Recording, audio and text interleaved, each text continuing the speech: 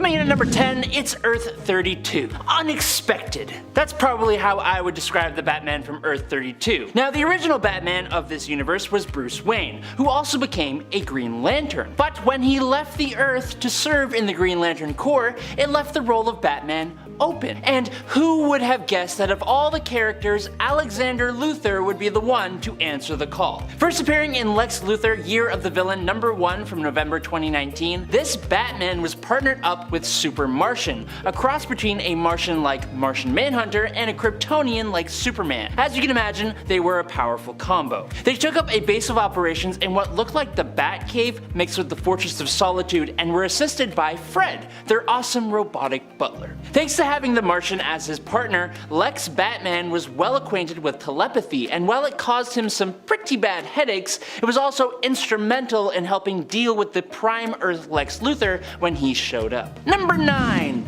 Blood League. Now, we have talked about the vampire Batman who appears in the Elseworld Batman Vampire Trilogy, and that version of Batman brings us an incredible story. While that vampire Batman inspired the Batman of Earth 43, their stories are slightly different in some crucial ways. For example, the Batman of Earth 43 intentionally sought out the dark demonic gift in order to face Dracula, instead of being unwillingly given the vampire curse from a good vampire. Batman defeated Dracula, but the curse proved too much for Bruce to handle, and he gave in to the full curse and embraced his new bloodlust. With someone like Batman as a crazed vampire, the other heroes of this Earth didn't last too long before they too were also turned into vampires, which is when, together, they formed the Blood League. I wouldn't call them heroes though. This superpowered group of vampires did enough damage on their own world that they decided to leave it and attack the planet Rann, and they were later coerced into invading the universe of Earth 13. Eventually, Batman and the Blood League even played a part in the death metal event. Number 8. Witch Hunter Gwen. This one comes to us from an alternate cover, but I wanted to include it here because I love the design and I love the idea of Gwen in such a different role as this. This alternate version of Gwen appeared solely on the 2015 cover for 1602 Witch Hunter Angela issue number 1. At least, I believe we've only seen her here. This isn't the only time Gwen would appear as an alternate on a cover though either. During the summer of 2015, we were all suffering from Gwen fever, and as such she appeared on 20 different alternate covers, with all of them featuring different versions of Gwen.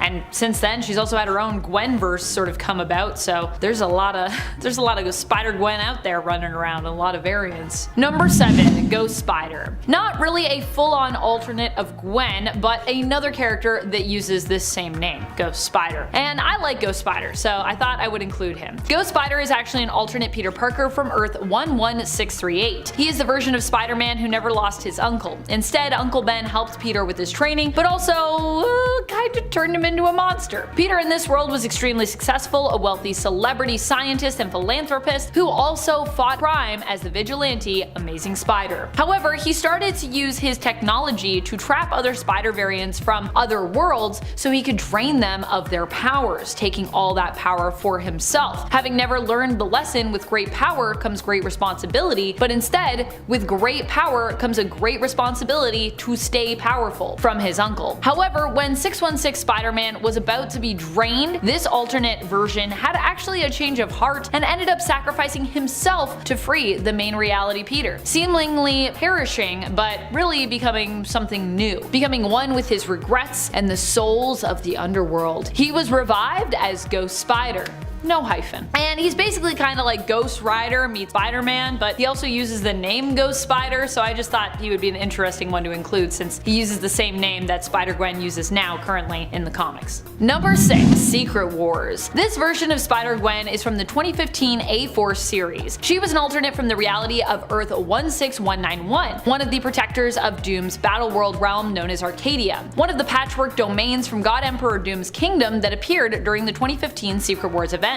In this reality, Spider-Gwen saved MJ from a Marvel Zombies horde, and it's kind of implied that the two may have some kind of romantic relationship in this universe. Or I don't know, they just seemed kind of flirty to me, so I could be wrong there, but picking up on some flirting. My flirting meter went off. Number 5. Gwenum, not the official name of this character, but a name that I gave them. While on Earth 65, Spider-Gwen actually does become Venom for a time, there is actually a version of her who stays as Venom and also becomes a detective. And actually the version, the name that we know Gwen as is kind of Gwenum, or like that's the editorial name, or Venom, but this version is Venom all the time, so I just thought why not just call her Gwenum, but she doesn't go by that name, just so you know. This is pretty cool though, right? This Gwen variant is from the alternate reality of Earth 617, where her origin story was actually the same as the 616 Gwen Stacy counterpart, up until she had a run-in with her own alternate from Earth 65, which caused the timeline to split, hence why her reality is known as 617. Get it? It's 616, but like one change. After the death of her father, George Stacy, which Gwen initially blamed Spider-Man for, Gwen ran into Spider-Gwen of Earth 65. Following their run-in with one another, where each was able to kind of provide some insight that helped the other, Gwen of Earth 617 was inspired to become a detective. Later, she would bond with the Venom symbiote of her Earth, becoming the hero known as Spider-Woman. But I like to call her Gwenum, just because if I called everyone Spider-Woman on this list, it'd be confusing. Speaking of, number 4, Spider-Woman. Seriously, one of the cutest realities around. On this Earth, Spider-Gwen is married to Miles Morales, and the two of them actually have kids together, one daughter and one son. Their children also inherited superpowers and fought for justice alongside their mom and dad as members of the Amazing Eight. The Amazing Eight is Earth 8's premier superhero team, which is made up of actual spider heroes from across the multiverse. This Gwen is not just a member of the Amazing Eight team, but also belongs to the Council of Spider-Women, which is made up of, well, you guessed it, alternate versions of Spider-Woman from across the Marvel multiverse, or Spider-Verse if you prefer. Number 3, Ghost Spider, with the hyphen. Ghost Spider is technically the main version of this character, but the weird thing is that although she may be more popular than the original Gwen Stacy from Marvel Comics at this point, who has been long gone, Spider-Gwen, or Ghost Spider as she is now known, actually started off herself as a variant. However, she has become so popular among fans that she's kind of become more known now as the main version of that character, which is kind of wild to think about. So even though it feels weird to have her on this list, as you know, she is the main person to inspire the variants that are on the list, she's the main person that inspired this list, it feels weird to not have her on here since she herself was inspired by the original Gwen Stacy of Earth 616. So really, she's a variant. Ghost Spider has been known by many names, initially being known as Spider-Woman before becoming Venom in her reality, and later becoming more well known as Spider-Gwen until recently in 2019, when she took the codename of Ghost Spider for herself. Number 2, Gwen Stacy. Gwen Stacy is technically also a main version of Gwen, if not, you know, the main version of Gwen, since she herself was the original. She hails from Earth 616, known as the main Marvel continuity in the comics. Here, Gwen's story was cut short when she was tragically killed during a fight between Green Goblin and Spider-Man. Being tossed from either George Washington or Brooklyn Bridge, depending on the version that you're reading of this story, Gwen plummeted towards the ground. Without enough time to catch her himself, Spider-Man shot a web towards her. This succeeded in securing Gwen, saving her from the fall, but tragically is believed to have caused Gwen's neck to snap, instantly killing her. Still, while Gwen is no longer among the living in the Earth 616 universe, her presence is constantly felt, with her friends and loved ones constantly remembering her and keeping her memory alive. Most recently, Spider-Man saw the progenitor adopt the image of Gwen during the AXE Judgment Day event, while acting as his judge, which shows you just how important Gwen still is to Peter even today, despite her being gone for so long from his life. Number 1,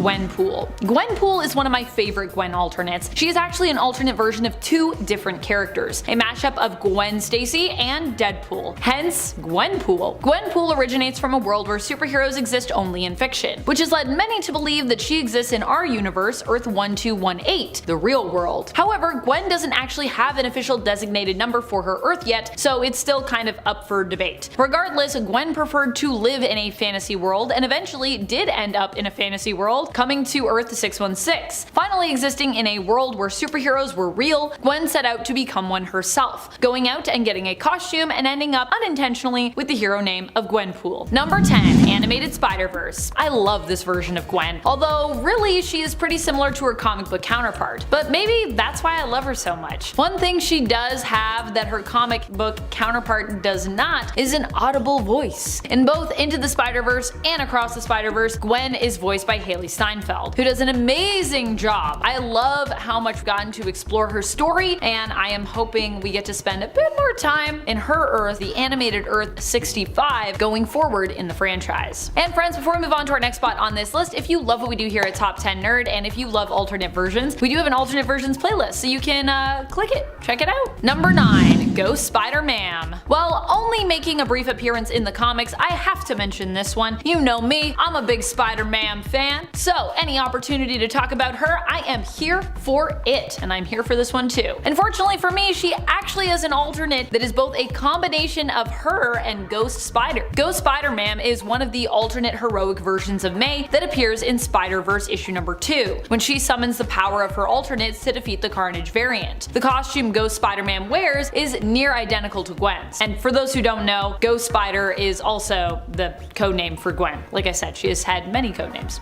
Number 8, Deceased. While Bruce Wayne did play a part in DC's answer to Marvel Zombies, Deceased, it was his successor that was arguably much more important. When the anti-life equation techno-organic virus infected a huge number of the Earth, Bruce got infected when he had to fight off the infected Nightwing and Tim Drake Robin. Using Mr. Freeze's cryosuit, he was able to slow down the virus long enough to study it and give information and say goodbye to the remaining Justice League and his son, Damian Wayne, who would go on to take his father's mantle at the age of just 13 years old. The fight against the anti-living eventually reached cosmic scales. The heroes eventually found themselves facing Erebos, the one who was responsible for the entire anti-living outbreak. Now, Deceased is a long comic book run, so I can't give you all the details in this short little time, but Damian essentially grows up over the run of the comic, stepping fully into his role as Batman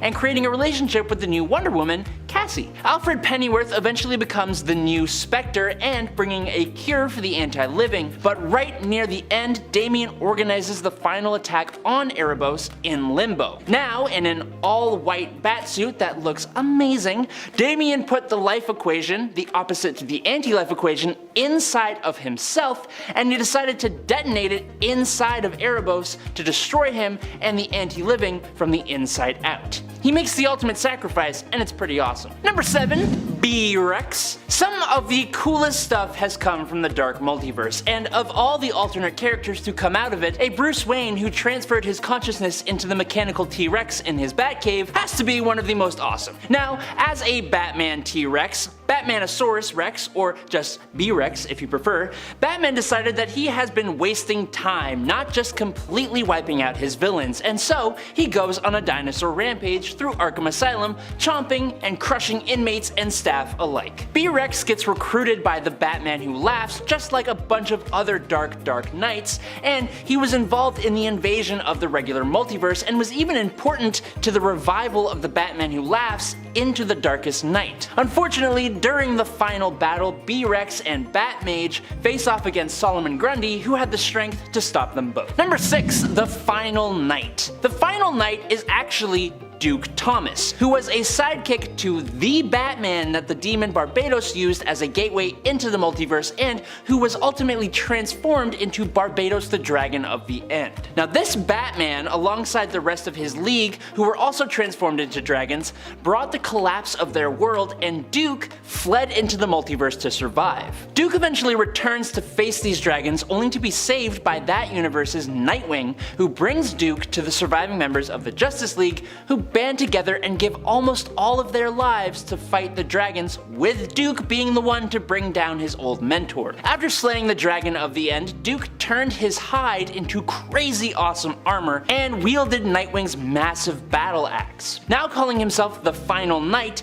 he escapes his crumbling reality and sets out into the Dark Multiverse to become one of its only real heroes. Number 5, the Batman Who Frags. Yes, we are sticking with the Dark Multiverse still, and I will for the next point too, but I promise that is not a negative, and I can prove that to you by telling you that this version of Batman is a mix with Lobo. In an attempt to gain their powers, this Batman injected himself with Zarnian DNA, Zarnians being the race that Lobo is the sole survivor of. This did totally give Batman the insane super strength and healing factor that we often attribute to Lobo, but it had the maybe expected downside of completely changing Bruce's personality as well. He became became much more aggressive, stabby, and volatile, and he also picked up one hell of a potty mouth. Batman also gained a much more similar look to Lobo as well, and I would be a liar if I said that this guy didn't look absolutely amazing. He's so cool. Unfortunately though, he isn't as cool as the real Lobo, and couldn't quite cut it when he was sent to capture the guy, instead finding himself trapped in a universe called Loboland, where he was forced to face a Lobo Justice League. Yes, it is as crazy as it sounds. Number 4, Dark Father. Okay, last dark multiverse Batman on this list, I promise. But also arguably one of the most alarming. That's because this version of Batman brought about the end of Darkseid, and in doing so, gained the evil god's abilities and even took on his appearance. He mastered the anti-life equation and controlled a massive army of para-Robins instead of the usual para-demons. He gave up the anti-life equation to his Superman, but he still went on to work with the Batman Who Laughs and invaded Earth Zero. Dark Father defeated the Teen Titans, the Titans, and Superman, which resulted in the destruction of the moon. He then built a new Apokolips inside of the core of the burnt out sun, and he kept Superman and many others imprisoned there until Batman, Wonder Woman, and Harley Quinn were able to come to the rescue, freeing Superman, who punched Dark Father into space. There he goes, look at him. Number 3, Red Sun. The Batman appearing in one of the greatest Superman stories ever, Red Sun, is not some crazy powerful amalgamation of characters. In fact, I'd say that he's considerably weaker than a number of alternate Batman on this list, but he is still Batman. In this dystopian Earth 30, where Superman became a tool of Stalin and his Soviet Union, Batman has become the most wanted man in Russia. As an adult, he became a blight on the Soviets and terrorized them, all for revenge on Pyotr Rozlov, the captain of the police who brought the demise of Bruce's parents. He became an idol for those who wanted to oppose Superman and his regime. Eventually, Rozlov turned on Superman and convinced Batman to take down the Man of Steel. So, he stole Wonder Woman, bound her with her own lasso, and drew Superman into a trap where he then bombarded the hero with simulated red sunlight. He forced the weakened Superman into a cellar to lock him away forever, but alas, Wonder Woman managed to destroy her own lasso and remove the generator powering the lamps. Unwilling to be locked up and lobotomized like everyone else who opposed Superman, Batman detonated a little boom boom that he implanted in his own small intestine. But before he passed, Batman revealed to Superman the truth of Rozlov's treachery and got his revenge in a really roundabout way. Number 2, Flashpoint Batman. With the loss of his son at the hands of a mugger, in the alternate Flashpoint timeline, Thomas Wayne was driven to send criminals to the afterlife as the ruthless vigilante Batman. His first victim would be Joe Chill, the very mugger who ended the life of his son. Now, originally planning to poison Joe, Thomas went the much more reasonable route of pummeling with his bare hands. This act drove his wife, Martha Wayne, into insanity, cutting a grin into her own face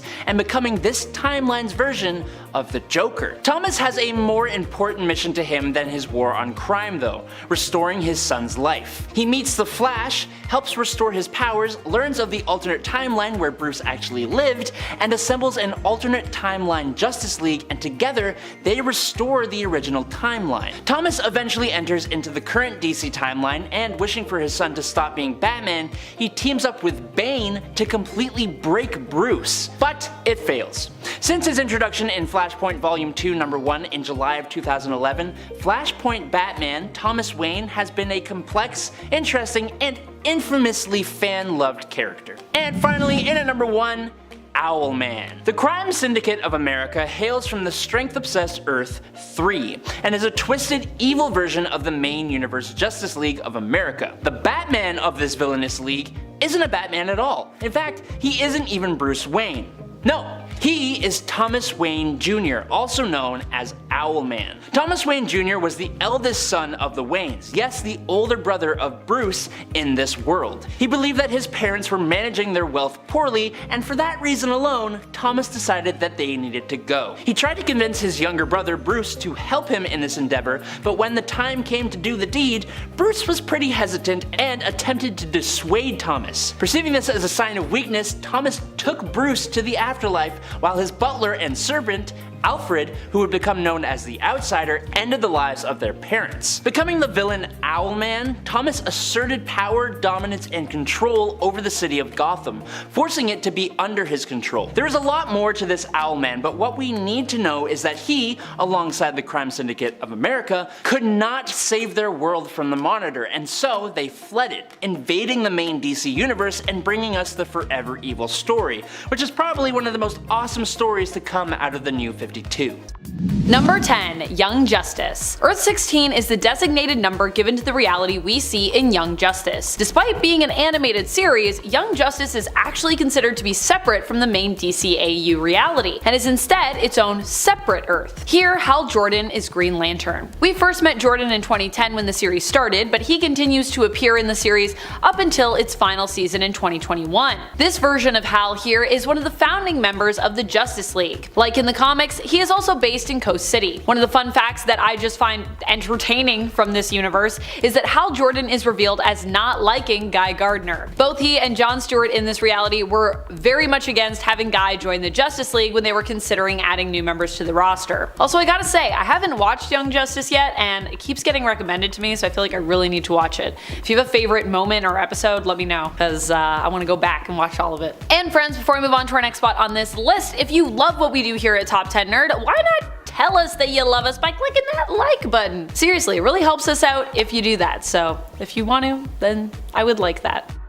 Number 9. Earth 5. Hal Jordan of Earth 5 hails from an interesting reality. Here, Hal Jordan is still the hero known as Green Lantern, but what else do we know about him? Not much in terms of his origins, but what we do know is that in this reality, Hal doesn't swear or use profanity, because that's just not a thing that folks do on Earth 5, gosh darn it. He ended up being pitted against 2 other Green Lanterns when he was summoned by the future evil version of Captain Atom, who is known as Monarch. Number 8. Sinister vs. Xavier. In this reality, Mr. Sinister also formed his own team of X-Men. However, Beast, being Beast even in this reality, he remained a member of Charles Xavier's aka Professor X's team. When X's team came head to head with Sinister's X-Men team over the fate of Young Mutant Storm, Xavier's X-Men seemingly won this fight. As a result, they would recruit Cyclops and Havoc from Sinister's team, who they truly believed wanted to join them. However, it turns out that Cyclops and Havoc actually have their own reasons for joining up with Xavier's team, and they perhaps are maybe not done serving Sinister just quite yet. Number 7. Creature. In Morgan Le Fay's warped reality, Hank McCoy ended up being transformed into a medieval hero known as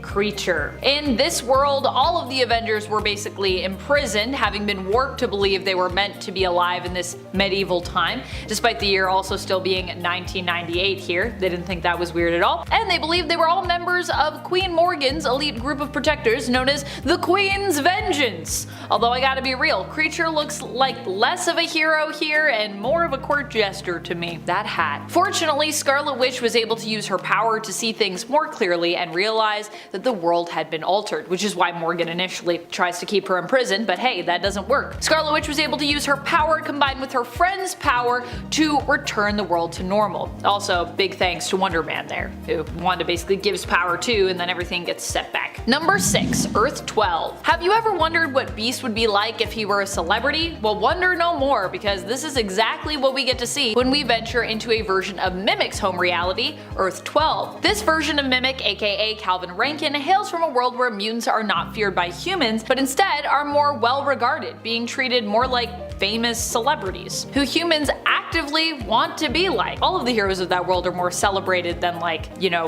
regular people being like, you guys, you're sometimes good but sometimes bad, having their own fans and various brands who actively want to represent them. This version of Mimic would go on to be selected as the leader of the Exiles team in issue number 1, but we'd also see a glimpse into his home reality, and among those other mutants present, would get to see Hank McCoy's Beast thriving here as well. We don't really know how it happened, but we do know that even in this reality, Hank goes from being a humanoid looking beast with oversized feet and hands to the bouncing blue beast from modern comics we've come to know and love. We can assume probably that it happened in a similar way. We also don't know like really what Beast's life is like here, but I know that Calvin and Angel in this reality like both co-founded a charity, so I'm assuming Calvin did something cool with Beast too. I don't know, maybe Beast was the one that helped him write a book. Number 5. MC2. I love the MC2 reality of Earth 982. This is the home reality for Spider-Girl, aka May Mayday Parker, the daughter of Peter Parker's Spider-Man and Mary Jane Watson. You see, in this reality, heroes were actually allowed to settle down, start families, and even, get this, retire. Alas, Beast was not quite as lucky as some others from this reality though. He ends up in a fight against Juggernaut and is really only seen in a few issues from this line of comics. I would have to assume that at some point he does retire since many younger heroes take over for those who have come before here, but we really don't see him that much, so I cannot confirm or deny this theory based on anything from the comics that I've seen. Sad, because I would actually be interested in seeing what Beast would get up to if he were allowed to settle down, have kids of his own, or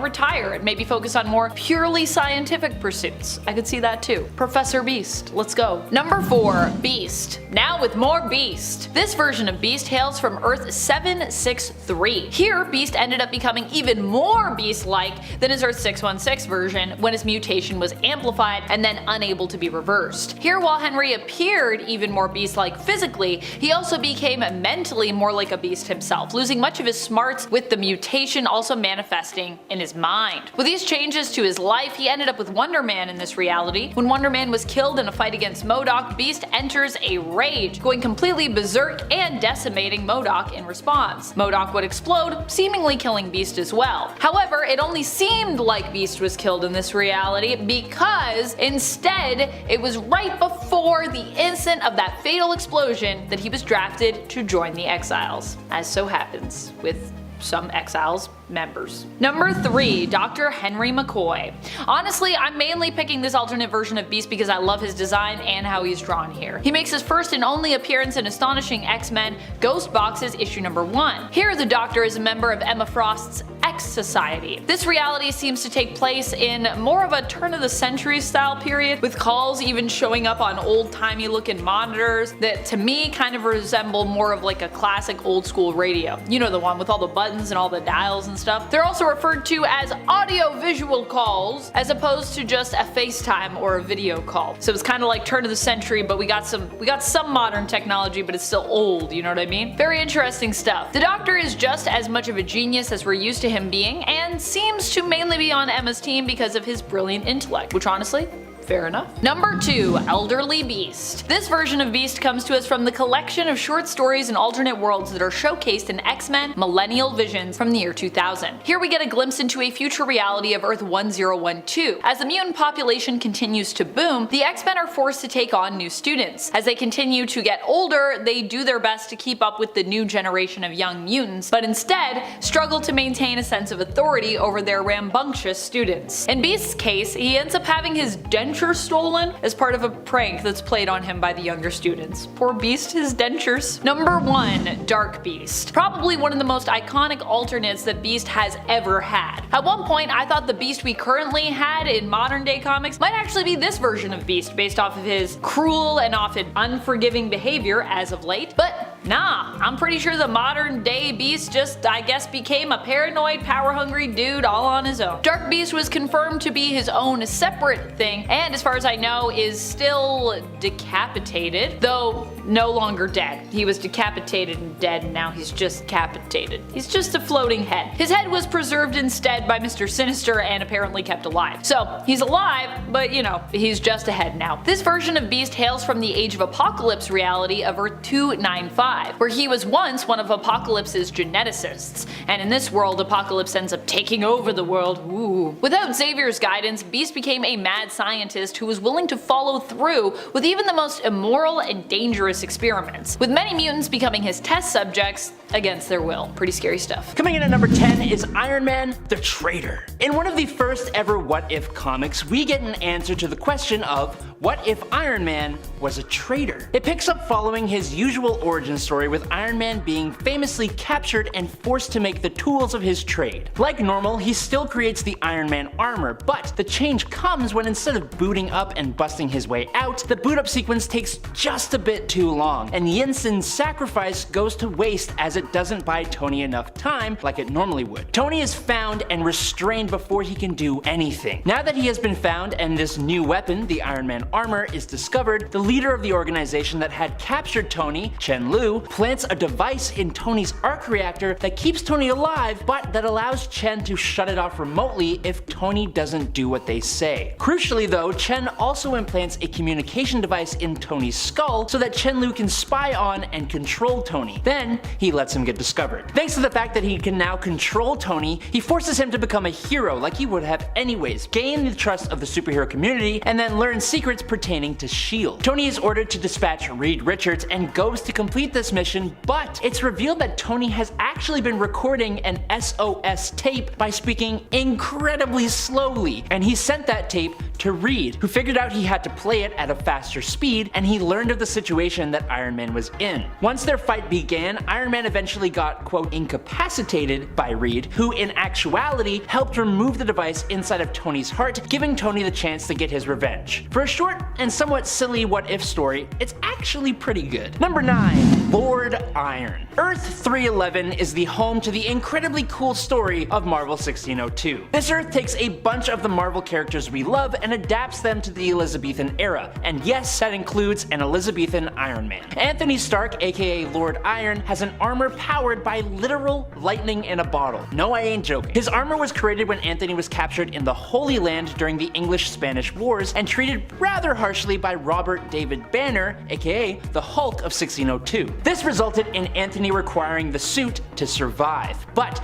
that's all backstory. Anthony is sent on a mission to hunt down Banner at the Roanoke colony in the New World with his technologically advanced suit. Now look, this suit, in comparison to other versions of Iron Man, is not the most advanced and powerful suit, obviously, but it is centuries ahead of its time, being nearly on par with the first ever Iron Man armors, only it has a super sweet lightning sword. Elizabethan Iron Man literally captured lightning in a bottle, and that says all it has to, really. And it ate Zombie Cap. Colonel America's life before the onslaught of the zombie plague of Earth 2149 remains largely undisclosed, but it is reasonable to assume that it paralleled the experience of Captain America from 616. Aside from the evident difference in rank, the only other deviation from 616 is that Colonel America assumed the role of President of the United States, akin to his ultimate counterpart. Although his presidency was cut short before completing a full term, tragically he succumbed to the zombie infection and became part of the Zombie Galacti, only to meet a gruesome fate when his brains were violently extracted by Red Skull. Here's a fun fact: such a high percentage of US presidents have been assassinated that it is considered the deadliest job in the world. Yep, Cap isn't changing that. However, his story took an unexpected turn as he found himself transplanted into the body of T'Challa, the son of Black Panther. The circumstances surrounding this transformation and the ensuing consequences for Colonel America in his new form are yet to be fully revealed, but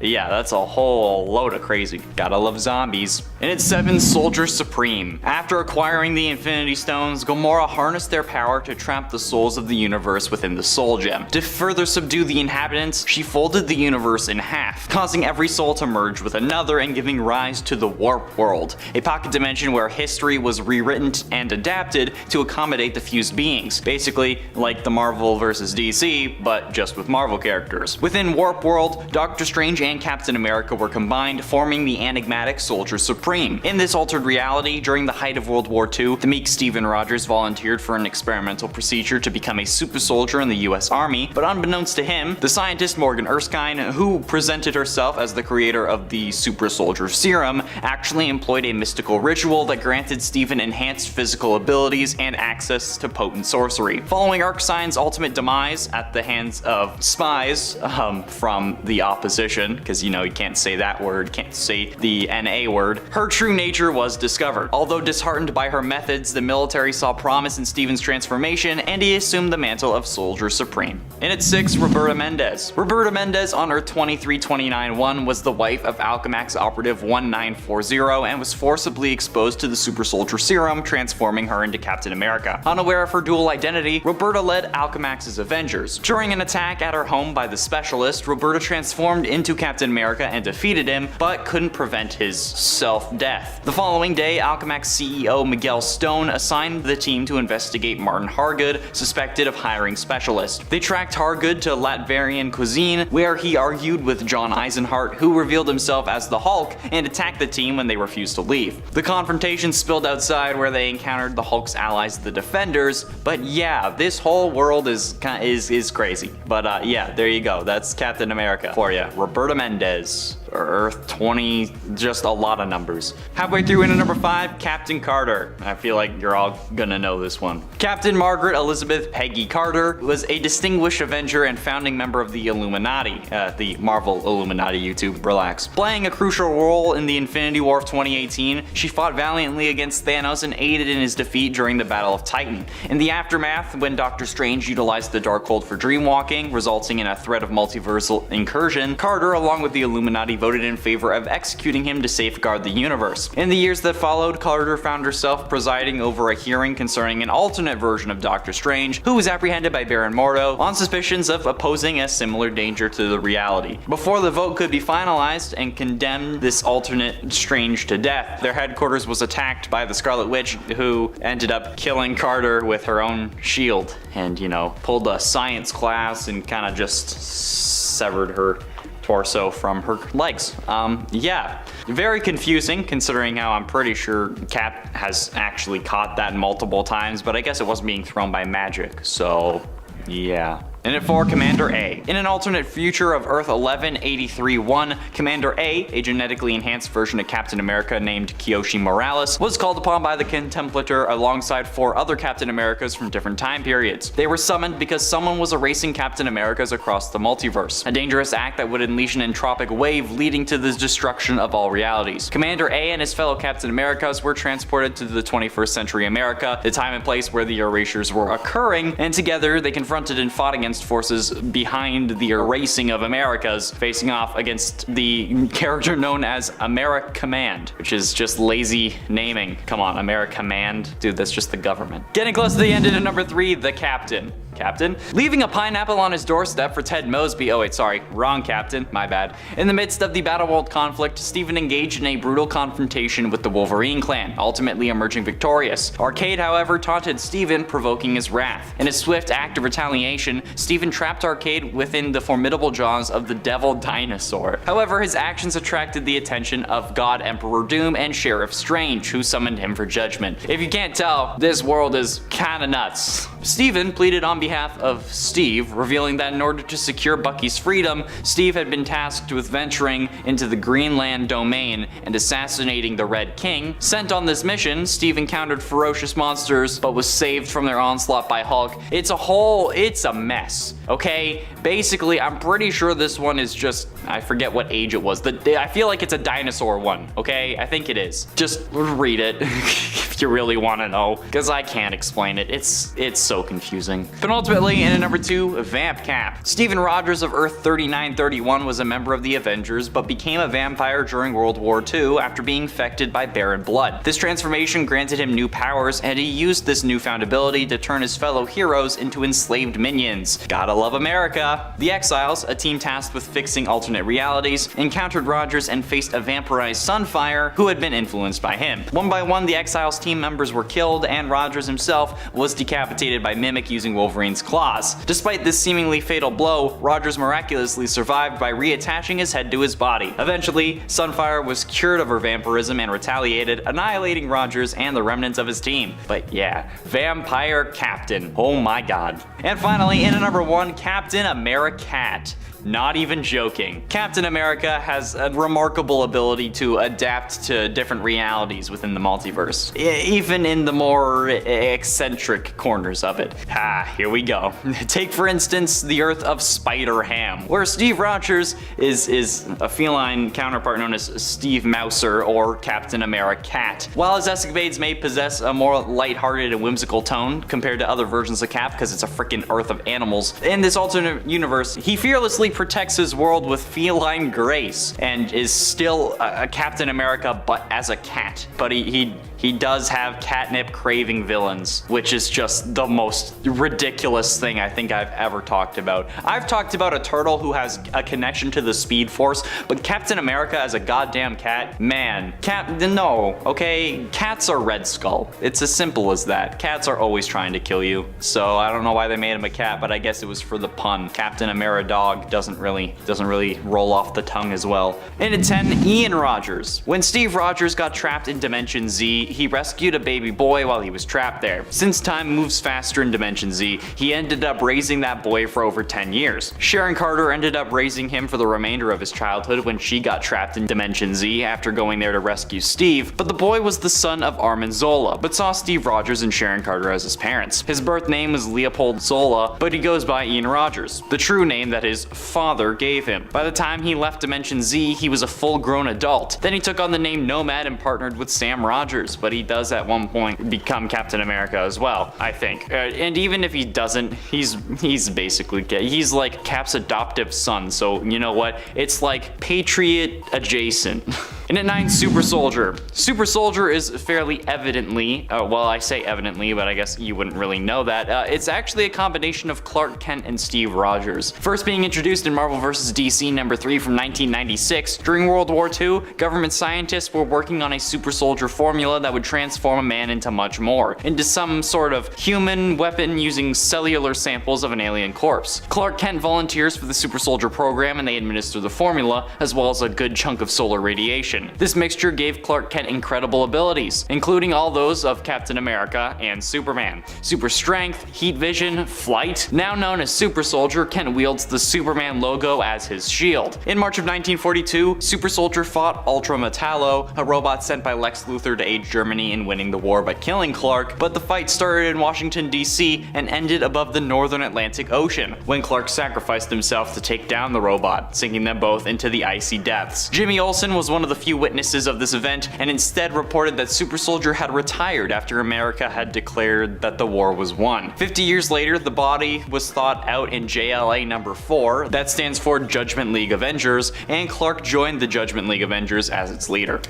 Number 8. Justice League of Assassins. Of course, with the Justice League of Assassins, they were pretty short-lived, appearing in only a single issue where, well, they kinda died, despite being, I would assume, amazing assassins. However, that being said, I think these are characters who ultimately look really cool when it comes to their design, which is why I'm including them here. And I'm sure, you know, before this moment, although we don't get to see much of them, they were all pretty bad.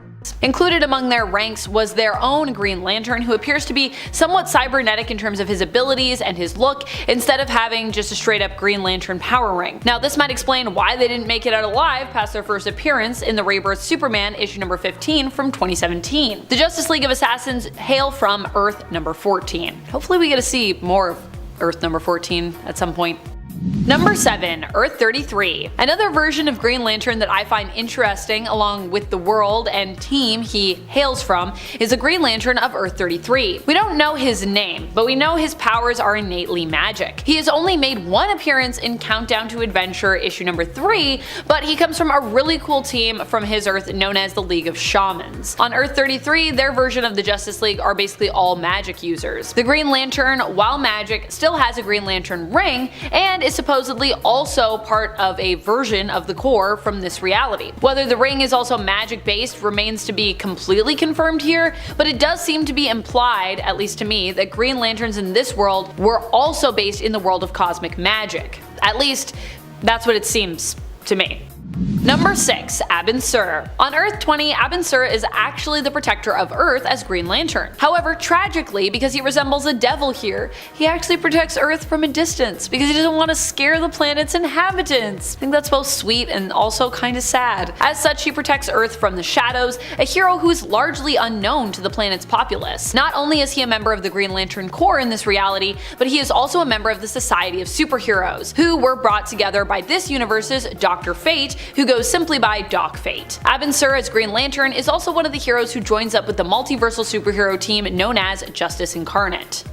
Number 5. Star Sapphire. Despite still being known as Star Sapphire on Earth 11, Carol Jordan, an alternate of both Hal Jordan and Carol Ferris, is actually the equivalent to Hal Jordan's Green Lantern of the Prime Earth. Earth 11 is a world in which the premier superhero team of Earth, known as the Justice Guild, is basically gender bent, being made up of mostly female superheroes who are versions of their Prime Earth male counterparts. Wonder Woman, of course, in this reality though, is a man, because that would of course be the gender bend for Wonder Woman, Wonder Man. Despite being the alternate version of this Earth's Green Lantern, however, Carol still remains here a Star Sapphire, but is cemented solely as a hero, so not necessarily Star Sapphire in the sense that sometimes she's kinda evil. Number 4. Tangent Comics. I love the whole look of this character, to be honest. She seems super cool and super mysterious. This version of Green Lantern hails from Tangent Comics, as per the name of this point, obviously. She made her first appearance in Tangent Comics Green Lantern issue number 1 in the 90s. Now, if you aren't familiar, Tangent Comics was actually a DC imprint that existed from 1997 to 1998. It had various one-shot comics that introduced new characters who use names familiar to us through DC Comics mainline, but adding a new creative spin on them. As a result, its characters were super different from the versions that we are used to. Green Lantern herself has claimed to have many different names, including Lois Lane and Zatanna, but her true identity still remains a mystery to us. Her power actually seems to come from a more traditional Chinese lantern as well, so she's quite a different character and quite a different take, which I guess is why I like her so much. Number 3. Alan Scott. Now for this one, we're not talking about the Prime Earth Alan Scott. In fact, you may have noticed I'm actively trying to avoid mentioning any Prime Earth lanterns on this list that, just are not Hal Jordan. We are talking instead about Alan Scott of Earth 2. This version of Alan Scott gained his powers after he almost died as the result of a train crash. Here, Alan Scott specifically uses his Green Lantern powers to fight against the Grey, which is also interesting because his former love, Sam Zhao, actually goes on to become an avatar of the White. Yes, in this reality, Alan Scott is still gay. For any who are wondering, in fact his history here differs somewhat, as he is actually openly gay in this reality, which is a little different. In fact, Alan was about to propose to Sam when the train they were on crashed, ultimately leading to Alan getting his powers after being left as the only survivor. That's right, everyone else was gone, is just Alan left. He was approached by the Green Flame, which told him he was chosen to become the protector of Earth as Earth's Green Lantern. Number 2. Emerald Knight. This alternate version of John Stewart hails from Earth number 3, the home of the crime syndicate. This version of John, however, unlike many others from this universe, doesn't seem to be exactly a supervillain. Although he definitely does kill people and has made some questionable choices for sure, but there's definitely people in this reality that are more villainy than him. Initially, this version of John Stewart was a father and policeman who made a deal with a crime lord in order to get his daughter an emergency operation on her leg that she desperately needed. Although he paid the crime lord back right away, as he obviously did not want to be in debt to him, one night the crime lord's son ran into John and basically mocked him for having ever even made a deal with his father. Furious, John beat the son of the crime boss out back in an alleyway. When his daughter begged him to stop, a ring appeared, presenting itself to him. Because the son was basically at this point threatening to tell his father and promised that John and his daughter would pay with their lives for their actions here, John chose to accept the ring and became an Emerald Knight, one of the overlords of Oa's soldier. A major difference between the Emerald Knights and the Green Lanterns of Prime Earth is that they can severely punish those who are deemed their enemy, often killing them.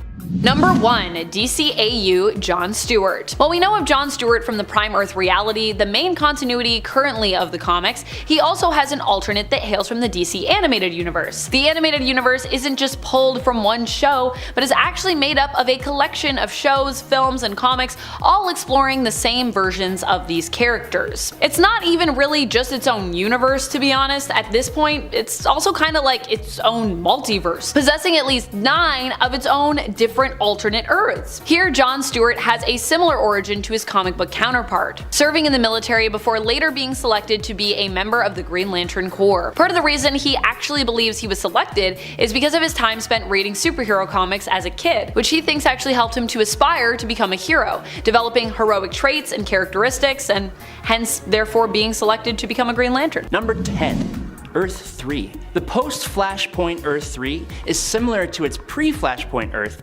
but way better. This Earth is the birthplace of evil. The mentality here isn't good versus evil, it's more like just evil. Strength is respected more than anything else, with the weak basically being annihilated. Instead of the Justice League, Earth 3 is home to the Crime Syndicate of America, whose members include Ultraman, Superwoman, Owlman, Power Ring, Johnny Quick, Sea King, The Outsider, Grid, and John Johns. Earth 3 was reintroduced in 2013 and has played a part in Darkseid War in 2015, Dark Knight's Death Metal in 2020, and in 2021 it was reborn again in the Infinite Frontier story. Like I said when we started, The DC universe is complicated, but what's remained the same since 2013 is that some of the coolest stories come out of Earth 3. Number 9, Earth 1. Earth 1 and the number 10 pick are probably the oldest of the Earths and universes on this list. Earth 1 first appeared in 2008 in its New 52 form, but it introduced a whole spectrum of readers into the DC universe, and sales for its comics were through the roof. So I believe it deserves a spot on the list. Here, superheroes are all younger, and they all just started their superhero careers. Superman, Batman, Wonder Woman, the Teen Titans, and Green Lantern all have graphic novels that take place on this Earth, and they are all just fresher takes on the almost overdone superhero origin stories. With the characters all being younger, it was also very easy for younger readers to relate to, and gave the characters conflicts that they wouldn't have faced as their prime Earth counterparts. Number 8. Injustice Universe. The Injustice universe of Earth 22 is the universe in which the events of the Injustice video game and its related comics take place, and it first popped up in 2013. So here in the Injustice world, Superman went a little bonkers. After the Joker tricked Supes into killing both Lois Lane and her unborn child, plus unintentionally blowing up Metropolis, Superman murdered the Joker and eventually became a tyrannical ruler of Earth. The Batman of Injustice creates an insurgency, eventually enlisting the aid of another Earth, Earth 1 of this reality. With the alternate Earth's help, he overthrew Superman's regime and rebuilt the world. And that's all just part of the first game. Number 7. The 53rd World. The 53rd World, named by the smart primates who live there, was a world unknown to the rest of the multiverse. It's set in a near future where presumably the world is inhabited by super smart apes, like Planet of the Apes style. Oh, and also, immortality was achieved in 2067, meaning that yes, all these ultra smart apes are immortal. We know that there exists alternate ape versions of Superman, Batman, the Atom, and Aquaman. The existence of this Earth was first revealed in 2018's Dark Knight's Rising: The Wild Hunt, when Detective Chimp was beginning to lose his intelligence. The ape heroes show up, recruited by Raven, Cyborg, and the Flash to help with the dark multiverse, saying they were here to help. Obviously. Detective Chimp, accompanied by the apes of the 53rd Earth, plus Flash, Cyborg, and Raven, go to help Earth Zero's Justice League fight the dark multiverse forces. That's kind of all we know about the 53rd Earth.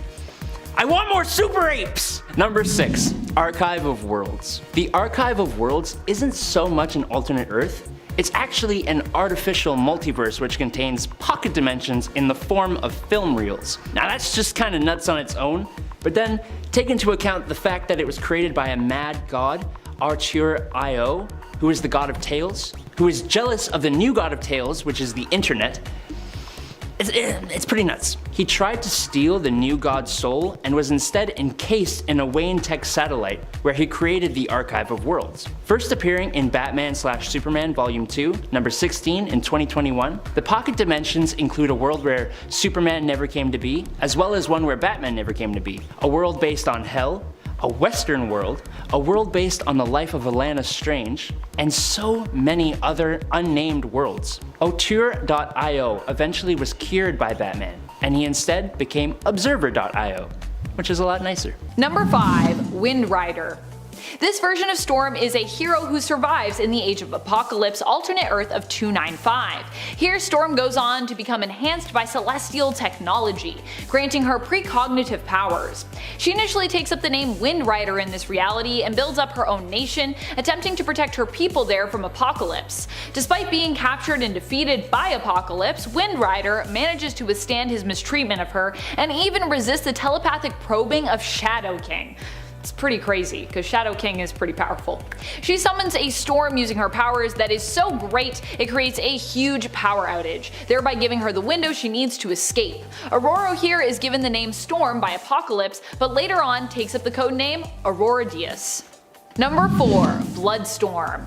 Bloodstorm is an alternate version of Aurora Monroe, who was also once known as Storm. She was a member of the X-Men up until she was taken by Dracula, who intended to make her one of his vampire brides. While he succeeded in turning her into a vampire here, she proved too strong for him to control, and she ultimately overthrew and defeated him. Later on, Storm would also face Dracula again in a final showdown, where she would succeed in killing him. Her powers are those of Storm of Earth 616, the main continuity, but in addition to that, she's also a vampire. As such, she can use her powers to turn others into her thralls, make them do her bidding, as she did with Kitty Pryde, who had previously tried to kill her old friend and mentor. Kitty was very much like, no vampires, I don't like it. She also possesses all the skills Storm normally has when it comes to her thievery skills, and presumably some of her fighting skills as well. As a vampire, Bloodstorm also possesses superhuman strength, speed, durability, and shapeshifting powers. She can turn into mist. Number 3. Goddess of Thunder. This alternate version of Storm comes from the multiversal patchwork world known as God Emperor Doom's Battle World. Here Storm wields the mystical hammer known as Stormbringer. She ends up becoming one of the members of God Emperor Doom's elite police force known as the Thor Corps. Even gaining a place on this team is a huge accomplishment. This version of Storm, I believe, still has her own standard powers, but also wields the power of Stormbringer, making her extra electrifyingly powerful. Not only that, but she should get extra power points for just how epic and badass this version of her looks. I love this character design. Number 2. Storm, Goddess of Thunder. Our previous Goddess of Thunder isn't the only one to exist out in the multiverse, by the way, and one of the realities we get a glimpse into through millennial visions, this one being classified as Earth 1027, Storm became more attracted to violent elements of nature, preferring to spend time in the eyes of hurricanes, tornadoes, and storms. She ends up falling in love with Thor, which created a conflict with Tarine, who also loved him. Thor would ultimately be forced to kill Tarine as she was driven mad by Loki's mischievous magic and, well, attacked. As such, Storm would inherit Tarine's hammer and become known as the Goddess of Thunder. Number 1. Storm Phoenix. This version of Storm appeared in the What If story, What If Storm Had the Power of Phoenix. It was featured in issue 79 of the first volume of What If from 1989. Here Storm ends up as the Phoenix instead of Jean, after she creates a tornado to save the shuttle she and her fellow X-Men are as it hurtles down towards Earth from outer space. The real Storm, like Jean, ended up gravely injured and basically comatose, kept in a pod under the sea, while the Phoenix took her place, becoming a sort of an imprint of her and itself melded together, the Storm Phoenix. The Storm Phoenix was all powerful, but while Aurora was fair, just, and compassionate as a person, the Storm Phoenix eventually became cold as ice and cruel to those who disobeyed her laws while she ruled over Earth. Initially, life was basically like a paradise, but as her punishments became more and more unforgiving, the world slowly became a hell where those punished and those even in the vicinity were killed by vicious storms that the Storm Phoenix would unleash on them. Eventually, Storm Phoenix would be defeated. While it's vague how this happened, it is implied that multiple warheads had to be deployed to blow her up, or at the very least just to scare her off. So she is gone, but also it took a lot, because Storm Phoenix. Number 5. The Linear Verse. The Linear Verse is an alternate reality where the people age so slowly that it's almost safe to say they don't age at all. Batman began his career in 1939, with his youth lasting for decades instead of the normal aging of a human. In a way, this kind of represents how comic book characters seemingly never age and grow old, except in certain stories. By the late 20th century, the world had most of its superheroes. After this point though, things get a little whack. See, Earth became a dystopia ruled by the wealthy, which, I don't know, it seems a bit too real for me. And a great disaster was foreseen that actually came to pass. And the world became very similar to the one in the Earth AD story. Anthropomorphized animals had become the rulers of the planet, with humans devolving, save for Kamandi and a few others. Then, in the 25th century, humanity seemingly built a high-tech society, which saw the rise of Michael Carter, who is Booster Gold. In the 31st century, Earth became the base of the Legion of Superheroes, who were an interplanetary superhero team. This world is just a wild ride. Oh, and it first appeared in Generations Forge #1 in April of 2021. Number 4. The Metalverse. Okay, I know we're going to talk about the Dark Multiverse, but we haven't talked about, and we need to talk about, the Metalverse. So basically, after Perpetua defeated the Justice League, she gave Prime Earth to the Batman who laughs. He and his Dark Knights defeated all the heroes and then reshaped the Earth into his vision. Look at this super cool map! He turned Gotham City into a whole continent super city that is guarded by Joker dragons. He made his home Castle Bat, which is another version of Batman who became a sentient Gotham. There is a hell on Earth called the Hellscape, ruled by Wonder Woman. Arkham Wasteland, ruled over by Harley Quinn. A Superman-powered New Apokolips prison where all the remaining heroes are held. Megapocalypse with a Rainbow Valley where all the lantern rings lay because no one is worthy that exists anymore. This version of Earth Prime isn't exactly an alternate universe, but it definitely sounds like it should be. Hey nerds! Just wanted to say thanks for watching. It means a lot to us.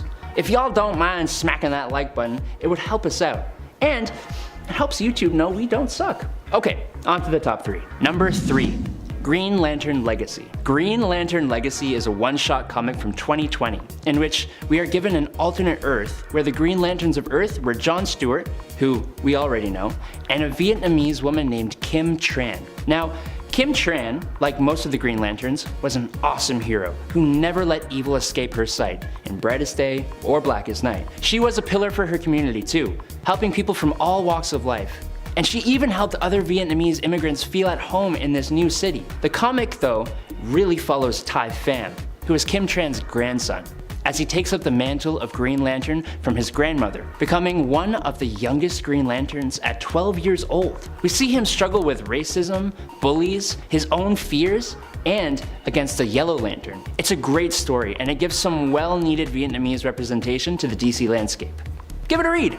Number 2, Deceased. You know how Marvel has the Marvel Zombie storyline? Well, this is basically DC Zombies. That's a bit of an unfair comparison though. The two stories are very different, with the DC version ultimately being slightly more grounded and emotional. In this reality, Cyborg has been captured by Darkseid on Apokolips, and it's revealed that the anti-life equation lives inside him. When Darkseid tries to take the equation, it is instead corrupted, causing Darkseid to explode Apokolips. But not before Cyborg was sent to Earth. Once he arrives, he inadvertently infects the entire world with the anti-life equation, which has taken the form of a techno-organic virus. This turns millions of people and a lot of metahumans into zombies. The story follows the survivors as they try to quell the threat, and eventually leave the Earth to settle a new home. I kinda prefer this to the Marvel Zombie story. I don't know, it's a survival story instead of a funny zombie story. I like it. Sue me. Please don't sue me. Number 1, Dark Multiverse. First appearing in Dark Knight's Metal #1 in 2017, the Dark Multiverse is basically the shadow version of the regular DC universe that resides underneath the primary one. So there are negative versions of the 52 Earths of the regular multiverse, but it was also originally the World Forge, meaning it has so many more worlds. For example, there are worlds born from sentient life's hopes and fears. Honestly, each world here could take up a point on this list, but it feels like that's cheating a little. The World Forger was the master of this domain and created the Great Dragon, Barbados, to destroy unstable realities that couldn't join the Orrery of Worlds. Barbados, manipulated by Perpetua, rebelled and defeated the World Forger, creating the Dark Multiverse. A lot more happens after that, but I can't cover that in a 1-minute segment, so Dark Knight's Metal is an amazing story and it deserves your reading. Number 10, Tech On. In this 2021 storyline, the Red Skull comes into a new power that removes the powers of other heroes. Tony Stark uses his technology to create the Iron Avengers. Captain America, Captain Marvel, Black Panther, Spider-Man, Wolverine, and obviously Iron Man, basically the most popular Avengers, all get Iron Man-like mech suits that they can use to fight against similarly meched up villains. The whole thing was basically a partnership with Bandai Namco to create Avenger-themed mech toys. So it has no numerical Earth number. But who cares? The art is sweet, the idea is original, and the toys are kinda cool. Number 9. Earth 1048. The reality of Earth 1048 is actually the reality seen in the Marvel Spider-Man game that came out on PlayStation, plus its associated comics and novels. Seeing as this game is highly beloved by many Spider-Man fans, including myself, I thought it deserved a mention. The universe first appeared in the Marvel Spider-Man Hostile Takeover novel on August 21st, 2018, which served as a prequel for the events of the game. In case it wasn't clear, this is also the universe featured in Marvel's Spider-Man Miles Morales and will be the same world in the next entry to the series, Marvel's Spider-Man 2. All the games so far have had fantastic open world versions of Manhattan, some of the best web swinging in a video game so far, tons of alternate reality and original spider suits, and are all really fun. Number 8. Earth 8. First appearing in Spider-Man Volume 2 number 14 in 2017, Earth 8 is a pretty great place. Essentially, it's a possible future of the reality of Earth 65, a utopia where Miles Morales and Gwen Stacy got married and were part of a team called the Amazing Eight, whose members included Spider-Boy and Spider-Girl, Miles and Gwen's kids, Spider-Ham, Penny Parker and her Spider-Mech, Jerry Drew Spider-Man, and an unnamed Spider-Woman that resembled Kraven the Hunter. The Spider-Gwen of Earth 65 came to Earth 8 to ask for the Amazing Eight's help to fight Silk in her reality. Unfortunately, Miles and Gwen were on their second honeymoon, so she only got the Amazing 6 out of 8, but that was enough it seems. Number 7. Earth 2319. Appearing in the New Avengers Volume 3 number 14 in 2014, Earth 2319 is one of the Earths that dealt with the incursions. This Earth had gone through a fourth age of apocalypse, which resulted in the collapse of the Phoenix Eggs, which in turn led to Magneto forming the floating twin cities of Tian, where mutants would be safe. The floating cities ended up being the point of an incursion witnessed by the 616 Mr. Fantastic. An Illuminati team was formed on the Earth that consisted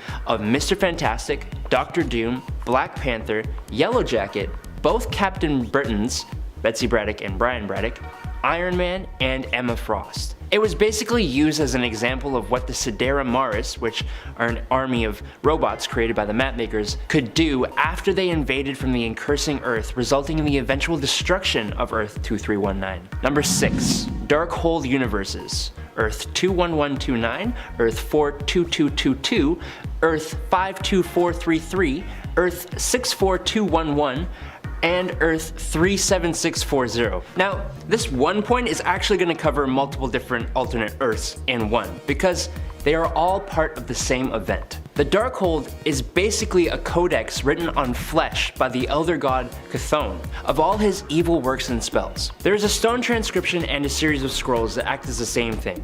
But when the true Darkhold was found by Victorious and Doctor Doom, it opened a pathway between the other world and our world, and awoke Chthon in preparation for the coming conflict and to temper them with madness, which is just the dumbest idea I've ever heard of. Victorious and Scarlet Witch had Iron Man, Blade, Wasp, Black Bolt, and Spider-Man all read from the book. The problem was they read too far, were corrupted, and saw horror story versions of their lives, resulting in 5 alternate realities and 5 2021 stories you need to read. Number 10. Avengers 1 million BC, Earth 616.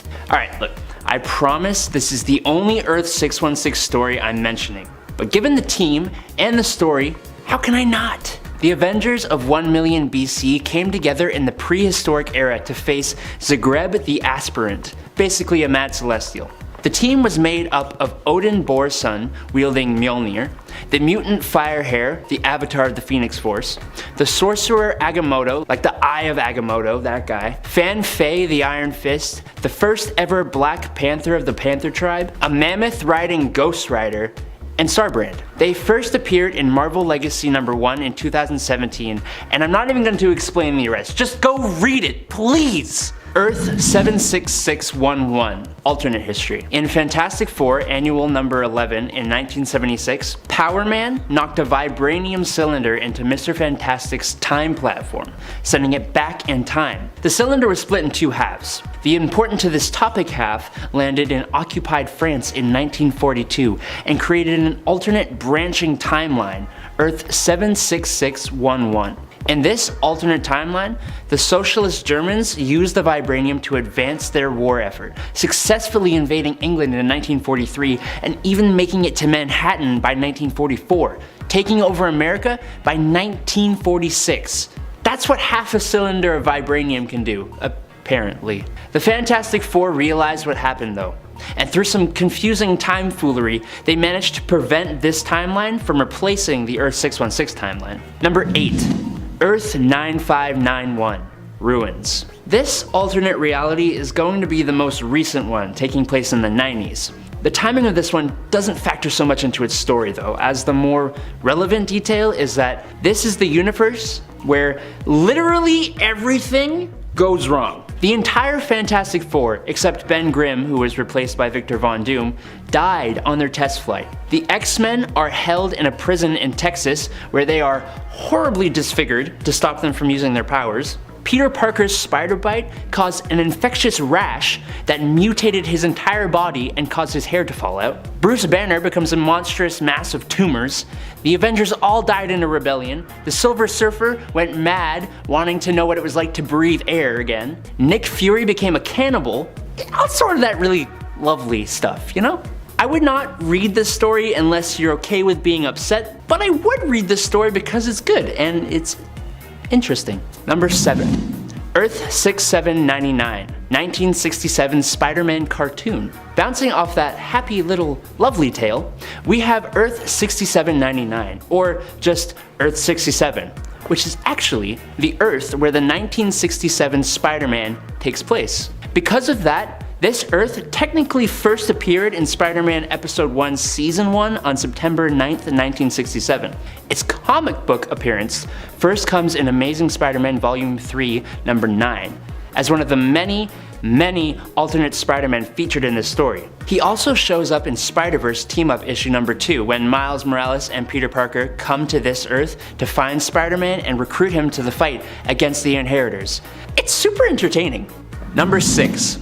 Earth 84243, Conan in the modern day's 70s. Some people may not know this, but Conan the Barbarian is actually part of Marvel Comics. And while the era he lived in, the Hyborian Age, is part of the 616 continuity, the What If story on Earth 79213 isn't. Instead of being in the Hyborian Age though, our boy Conan gets stuck in the 20th century. After visiting the Hyborian trade city of Akbitana, he is captured by a wizard who specializes in time travel. And instead of escaping, he is transported to Manhattan on July 13th, 1977. What does he decide to do with himself?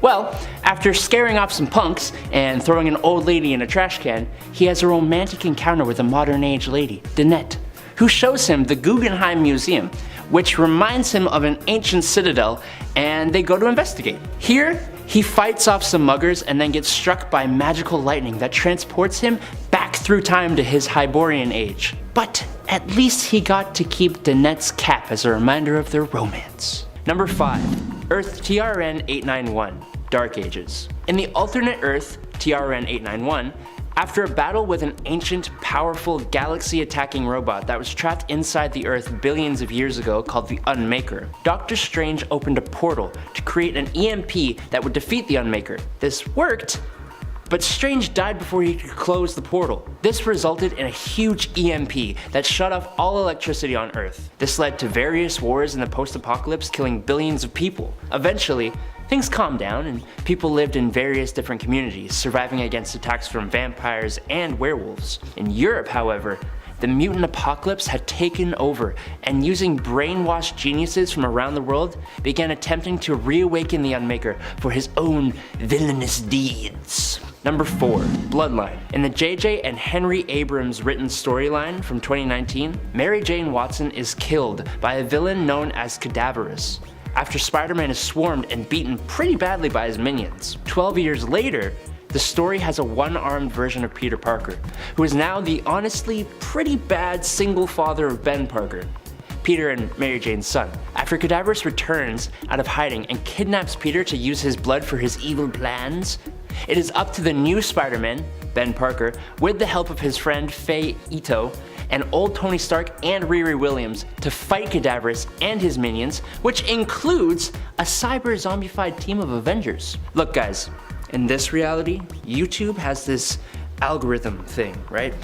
And when you like and subscribe to us, it signals to the YouTube overlords that we are worthy of being seen by all you lovely people and new people, helping us grow and continue to pump out videos like this one. So I just want to say thanks for doing that for us. We appreciate every like and subscribe you drop. Okay, on to the top 3. Number 3.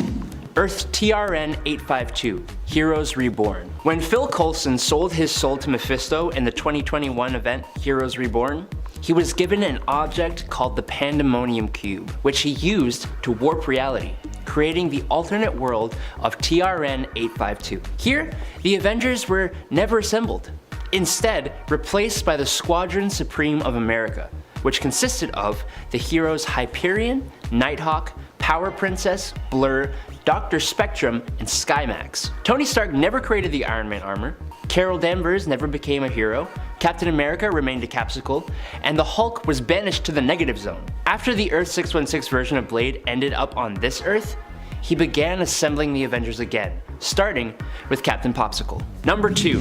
Earth 001, home of the Inheritors. First appearing in Superior Spider-Man number 33 in September 2014, Earth 001, or Loom World, is home to the Inheritors, who are a clan of very strong beings who hunt and feed upon the life force of animal totems, specifically spider totems, meaning all the Spider-Man and women of the Marvel multiverse. Loom World is also the home to the Master Weaver and the Web of Life and Destiny, which is basically a model of the entire universe and allows for travel to different realities. The Web of Life and Destiny and the Master Weaver were captured by the Inheritor family, who used it to hunt various Spider-Men. The event this takes place in is an awesome one, and if you get the chance, I highly suggest that you give it a read. Number 1. Earth 15513. There was nothing, followed by everything.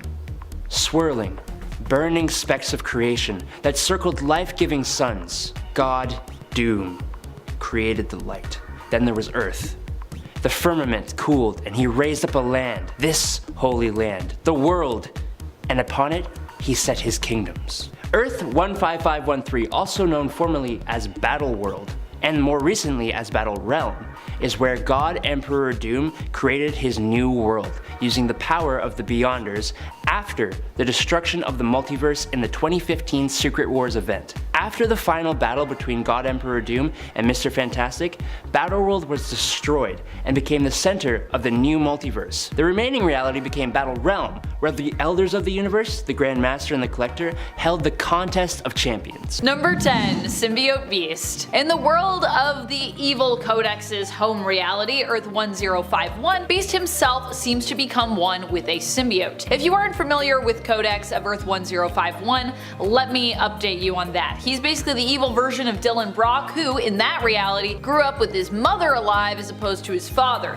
He ends up ruling the world as the villain Codex after falling prey to Null's dark whisperings, becoming manipulated by him until his 616 counterpart and the 616 Eddie Brock are able to set him free. Beast, as a member of the X-Men, seems to have acquired his own symbiote and was one of the few heroes who was apparently left to stand up against Codex, but ultimately he and of course the mutant team, the X-Men, failed. We only see this version of Beast in one issue, or at least that's all we've seen of him so far, but I really love this symbiote design for him. I think it looks super cool, hence why I wanted to start off this list with Symbiote Beast. And friends, before we move on to our next spot on this list, if you love what we do here at Top 10 Nerd, why not show us you love us by clicking that thumbs up? It really does help us out and it feeds the algorithm. Feed the algorithm! Sometimes we must. Number 9. Earth A. Everyone gets sued, left, right, and center when it comes to Earth A. Oh boy. For those who are not familiar with this reality and its inhabitants, it was a world where most people did not actually have superpowers. It is also known by its designated number of Earth 721. Here, a scientist created a device that would allow the people of the Earth A reality to travel to Earth 616, so they might go on vacation living the life of their superhero counterparts on this Earth. If you've heard about Jennifer Walters aka She-Hulk getting romantic with Juggernaut aka Kane Marco, this was actually later revealed to have not actually been Jen, but instead her impersonator from Earth A. That's how we made sense of that weird thing that happened, because it was a weird thing. As a result of many heroes being impersonated by their Earth A counterparts, there were a lot of lawsuits as a result of that revelation. Beast of Earth 616 was one of the many who attempted to sue his Earth A counterpart, who did in fact, of course, impersonate him. Beast was hoping to sue the Henry McCoy of Earth 712 for any and all scientific discoveries he'd made while disguised as his 616 counterpart. Number 8. Exiles. One of the most fun things about Tony is that, well, all you need is one story to take a man with the intelligence, wealth, and power of Tony Stark Stark and make him unbothered by any kind of sense of morality. When you do that,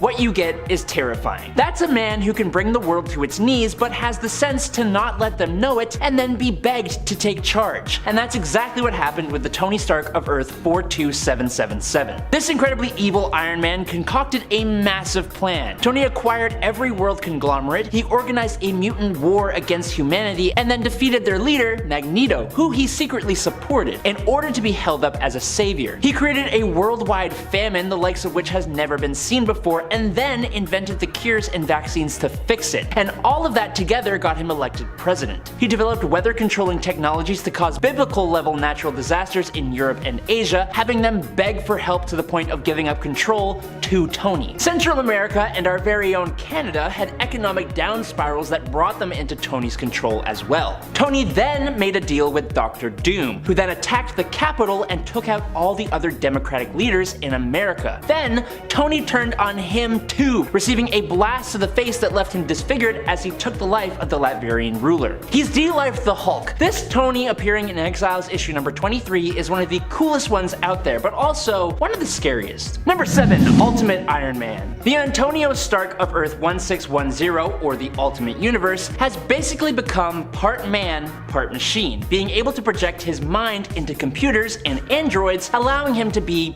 pretty much nigh unkillable. This was proven when the Master, Reed Richards, seemingly brought Tony's demise, but in actuality, he became a non-physical entity which could manifest itself via computer systems. When actually physically inhabiting an Iron Man armor, he gains the usual Iron Man abilities and capabilities. He's also got nanites in his bloodstream that he uses to control his suit, as well as open locks, defuse boom booms, and interact with all forms of tech. He eventually had his mind and body altered by an Infinity Gem to allow him to physically and mentally interact with pretty much any computer ever. This Ultimate Universe Iron Man, like quite a few of the other Ultimate Universe characters, pretty ultimate. Number 6. Iron Goblin. The Spider Island story, taking place on the alternate Earth of Earth 1991, basically saw the city of New York taken over by the Spider Queen, who infected millions of people, including heroes, turning them into monstrous spider people. Agent Venom of the Resistance began using other monster transforming techniques to cure heroes of the spider monster virus. This includes injecting the Hulk with the lizard serum, using the God Stone to turn Captain America into a werewolf, and Captain Marvel was turned into a living vampire. For Iron Man though, he was sprayed with Norman Osborn's Goblin formula. This gave Tony Stark super strength, speed, stamina, durability, agility, reflexes, and a regenerative healing factor. But of course, this was combined with all the technology of the Iron Man suit. Unfortunately, the Goblin serum famously also has the side effect of making people maniacal, paranoid, irrational, and illogical. Not wanting to go fully insane though, and to make up for his crimes as an arms dealer, the Goblin Iron Man wielded the Ebony Blade and sacrificed himself to save the Resistance. It was actually very awesome. Number 5. Iron Hammer. In the 2018 Infinity Wars story, a warped together world was created by Gamora using the power of the Infinity Stones and Gauntlet. Essentially, Gamora folded the universe, and that molded souls with one another, creating amalgamated heroes. And for this spot, we're talking about the amalgamation of Iron Man and the God of Thunder, Thor. Stark, Odin's son, is an awesome version of Iron Man and Thor that enjoys virtual immortality thanks to his Asgardian physiology, along with superhuman strength and endurance. His hammer, Mjolnir Iron, which I know is a stupid name, has all the same powers as the regular Mjolnir, but it also grants Stark his armor, which is now a mystical suit of Asgardian armor. Since both Thor and Tony kind of have daddy issues, this version of the mix has their father, Howard Odin, playing a huge part in the story too. It's pretty damn awesome, and you should check it out. Number 4.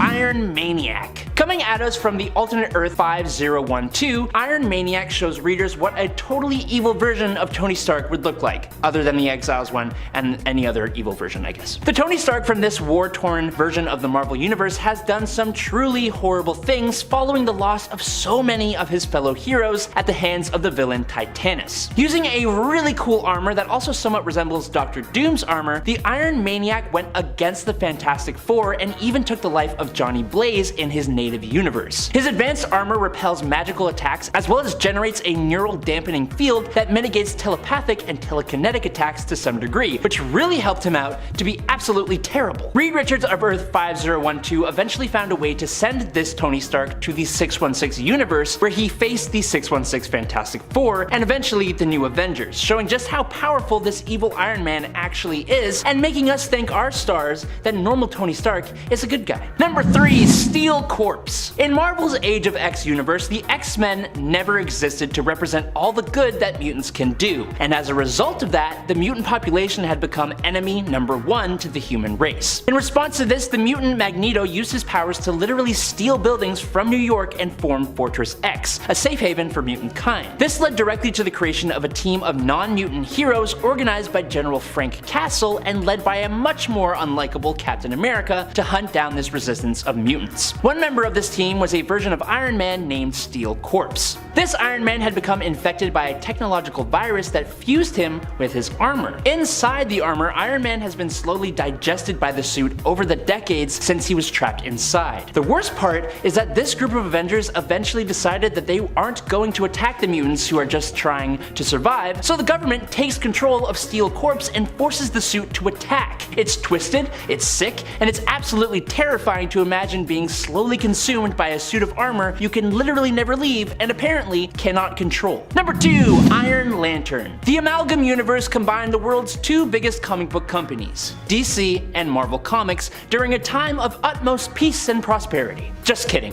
this was in the 90s. This crazy event pitted popular characters from both sides against each other and even fused some characters together. One incredibly cool amalgamation would be between Iron Man and Green Lantern. Harold Stark, or Hal for short, was the founder of Stark Aircraft, and while test flying a prototype aircraft, it suddenly took off on its own and crashed at the site of another crashed alien spaceship. The crash of Hal Stark's craft left shards of metal in Stark's chest, which would have ended his life if he hadn't met the dying alien Roman Sur, and using the suspiciously lantern-shaped alien battery, built a suit of armor. This armor not only kept him alive, but due to the advanced alien tech, it gave him the ability to create green, solid energy constructs, fire plasma bolts, fly at speeds beyond the speed of light, time travel, it granted him almost unlimited telepathic powers, translation of virtually any language, force field generation, and the ever-classic superhuman strength and durability. Stark became one of the most overpowered heroes around, and an Iron Man Green Lantern combo was not something that I knew that I needed, but I'm glad I have it. And finally, in at number 1, it's Robert Downey Jr. Nothing can really stand up to the closest thing we got to a real Iron Man. Robert Downey Jr.'s portrayal of Tony Stark was the whole groundwork MCU, and his character endured for years, with aspects of his characterization even influencing comic Tony Stark to a degree. Taking aspects of the original character and adding some realism and a really likable performance made for a version of Iron Man that boosted up not only the comic book character's popularity, but through the MCU, it boosted up the popularity of comic books in general, and we will always celebrate that. Being in a world that is a bit more grounded and relatable to our own, this Iron Man doesn't have as complex of a story, nor is he more powerful, but he is more than impressive enough without that. Not to mention, he was the one to actually defeat Thanos in the end. His send-off from the MCU affected people who don't even read comic books, and I think that says a lot. And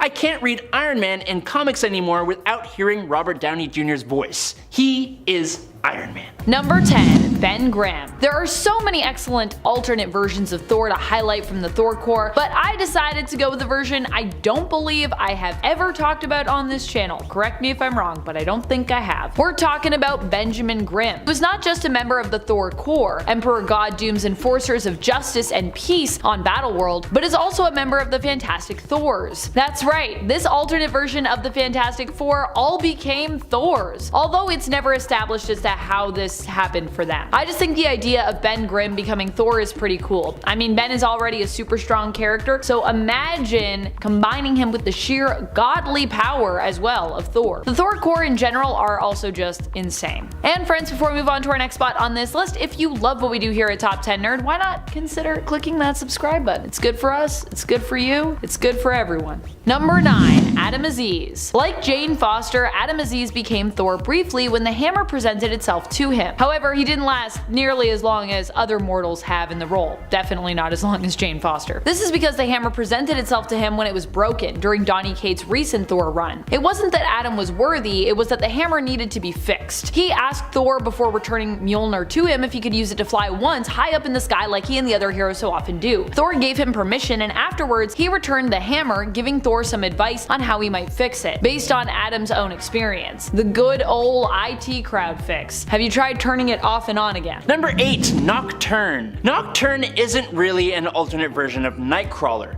She's actually the daughter of an alternate reality version of Nightcrawler, but honestly, she outshines her daddy, so we're talking about her instead. Nocturne, who eventually ended up in Earth 616, came from the alternate reality of Earth 2182, and is the daughter of both Nightcrawler and, surprisingly enough, the Scarlet Witch. She was raised under the watchful eye of her father, who she lived with at Charles Xavier's school. Her mother stayed as an Avenger but remained romantically involved with Nightcrawler, but Nocturne quickly moved up the ranks to become an X-Man when she was old enough, and eventually was able to fight at the side of her father on a team of X-Men led by Wolverine, which included Nightcrawler, Thunderbird, Kitty Pryde, Phoenix Force, and Armageddon. After moving to Earth 616, she sees the main Nightcrawler as a father figure, and they have become pretty close friends. Now, just like him, Nocturne has blue fur, 3 fingers on each hand, 2 toes per foot, and a prehensile tail, although her tail is retractable, which is kinda weird. Like her father, she's extremely athletic and is a skilled fighter. She's able to cling to any surface by her hands and feet, but she can't teleport like her poppy. Instead, Nocturne has the ability to possess someone for up to 12 hours,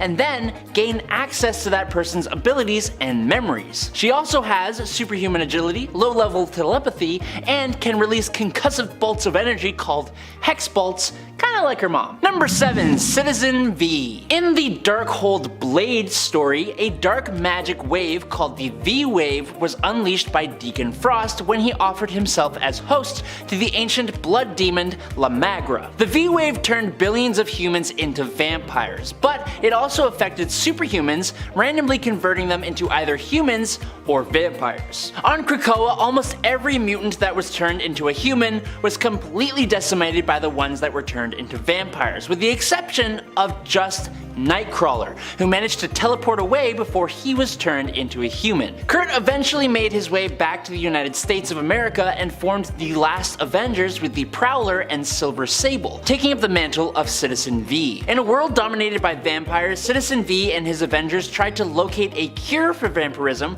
which unfortunately for Citizen V led to his untimely demise at the hands of the Daywalker Blade. But up until then, he was really freaking cool. Number 6. X2. If you ever watched the second ever live action X-Men movie, fittingly titled X2, then you probably remember the absolutely awesome opening scene, which was basically just a showcase of Nightcrawler and his powers. Played magnificently by Alan Cumming, this Nightcrawler is brainwashed into attempting an attack on the President of the United States, and the scene basically sees him take on the entire Secret Service, and I'm getting goosebumps just thinking about it. Like, I actually got some right here. Outside of that scene though, Nightcrawler shares much of the same history with the comic book counterpart. One major difference between the comic book Nightcrawler and his film counterpart is that he wears ordinary civilian clothing as opposed to an X-Men uniform, because he's not actually a member of the X-Men in the film, just an ally of the team. Some other differences would be that he has blue flesh instead of blue fur,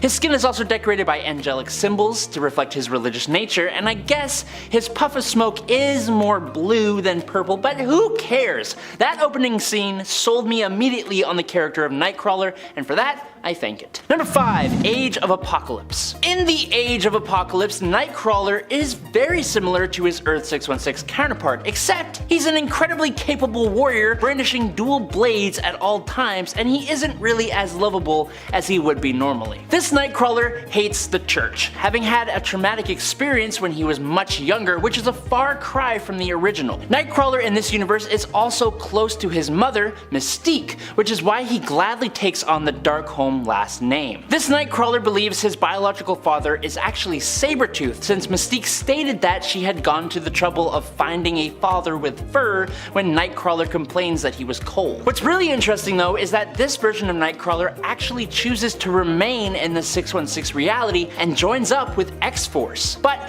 being on Earth 616, he does get mistaken for the original Nightcrawler, which he does not appreciate. Like at one point he pushed Kitty Pryde for mistaking him for a resurrected Nightcrawler. While working with X-Force, he has successfully took out his reality's Blob by teleporting a shark into his stomach, which devoured Blob from the inside out, and he also took out Iceman from the Age of Apocalypse reality, where the weakened Iceman begged for forgiveness before being thrown into an incinerator, which is a pretty fast way to go, I guess. He has also made several unsuccessful attempts on Dark Beast's life, but that never really went anywhere. In March 2013's Extermination crossover, this focused on Nightcrawler's attempt to get back to his home universe, but unfortunately, during the event, the Age of Apocalypse reality was destroyed alongside this version of Nightcrawler. Number 4. Earth X. Okay, so this one to me is really strange. In the Earth X reality, where the entire population was given superpowers thanks to the release of Terrigen Mists, Nightcrawler was a part of Excalibur like he is in the normal universe. During a fight with Grey Gargoyle, he was forced to teleport away to a random village, but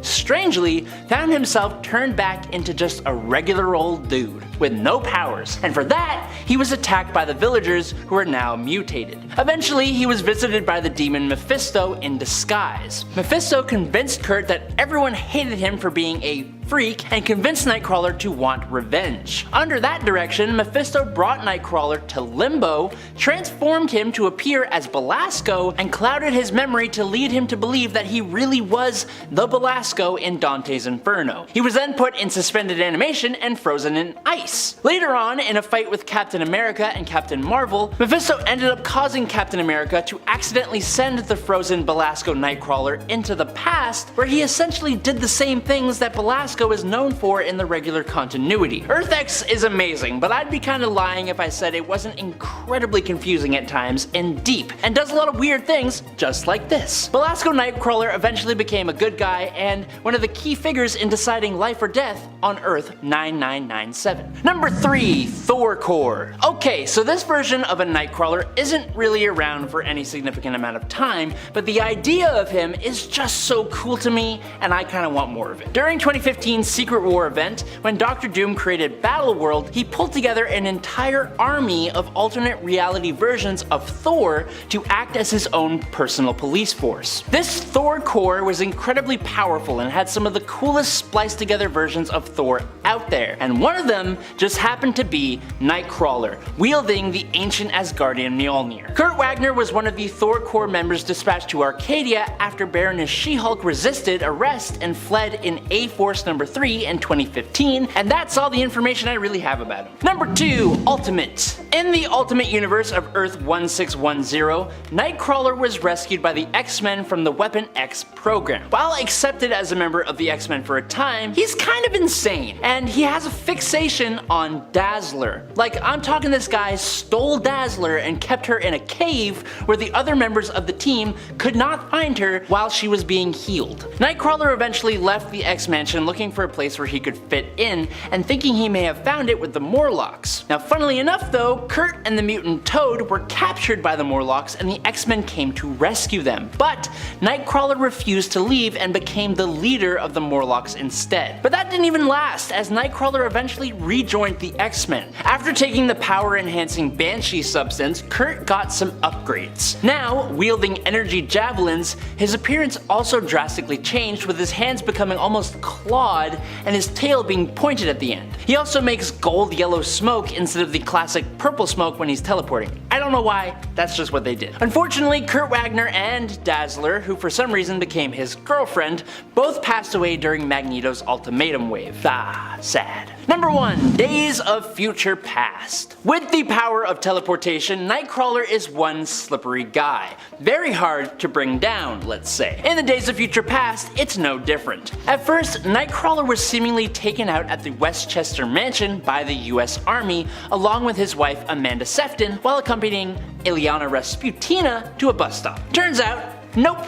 He somehow survived the Mansion Massacre. Now, fleeing to Europe and establishing himself in United Germany, Kurt was both part of the priesthood and the European Mutant Collective, and he now went by the name Father Wagner. In this position, he was a constant irritation to the hierarchy, and for that was tracked and attacked by the Hound, Rachel Summers. Nightcrawler, or Father Wagner I should say, managed to buy Pietro enough time to get the orphan mutants he was protecting to safety before being apparently taken out by Ahab.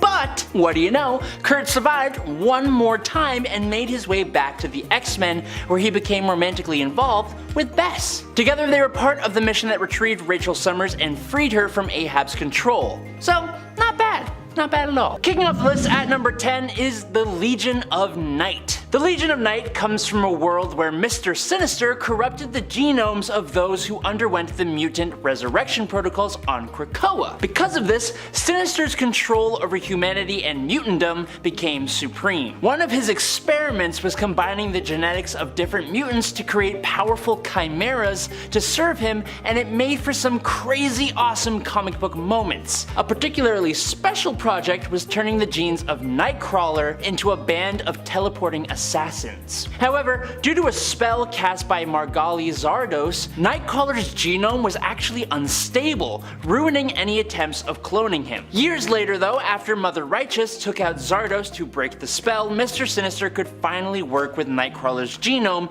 and formed the Legion of Night. This group was comprised of beings that were spliced together versions of Nightcrawler and many other different heroes, including Colossus, Pixie, Emplate, Pyro, Sabretooth, Cyclops, and even Spider-Man. This group were incredibly capable, being able to collect magical artifacts from across the Marvel Universe, even being able to defeat All-Father Thor and take his hammer. Number 9. Wagnerine. But the Legion of Night, while having leadership in Mother Righteous, also had field leaders. One of which was the mutant Banshee possessed by the spirit of variance called Vox Ignis, and the other was Mr. Sinister's favorite Nightcrawler chimera, Wagnerine. Mixing the DNA of both Nightcrawler and Wolverine, Wagnerine, funnily enough, was more of a mix of Laura Kinney, X-23, and Nightcrawler, and she made for an excellent assassin and leader for Mother Righteous once she had been freed from the control of Mr. Sinister. Wagnerine ended up beating the odds and procreated with the Cyclops Nightcrawler, aka Summer Night,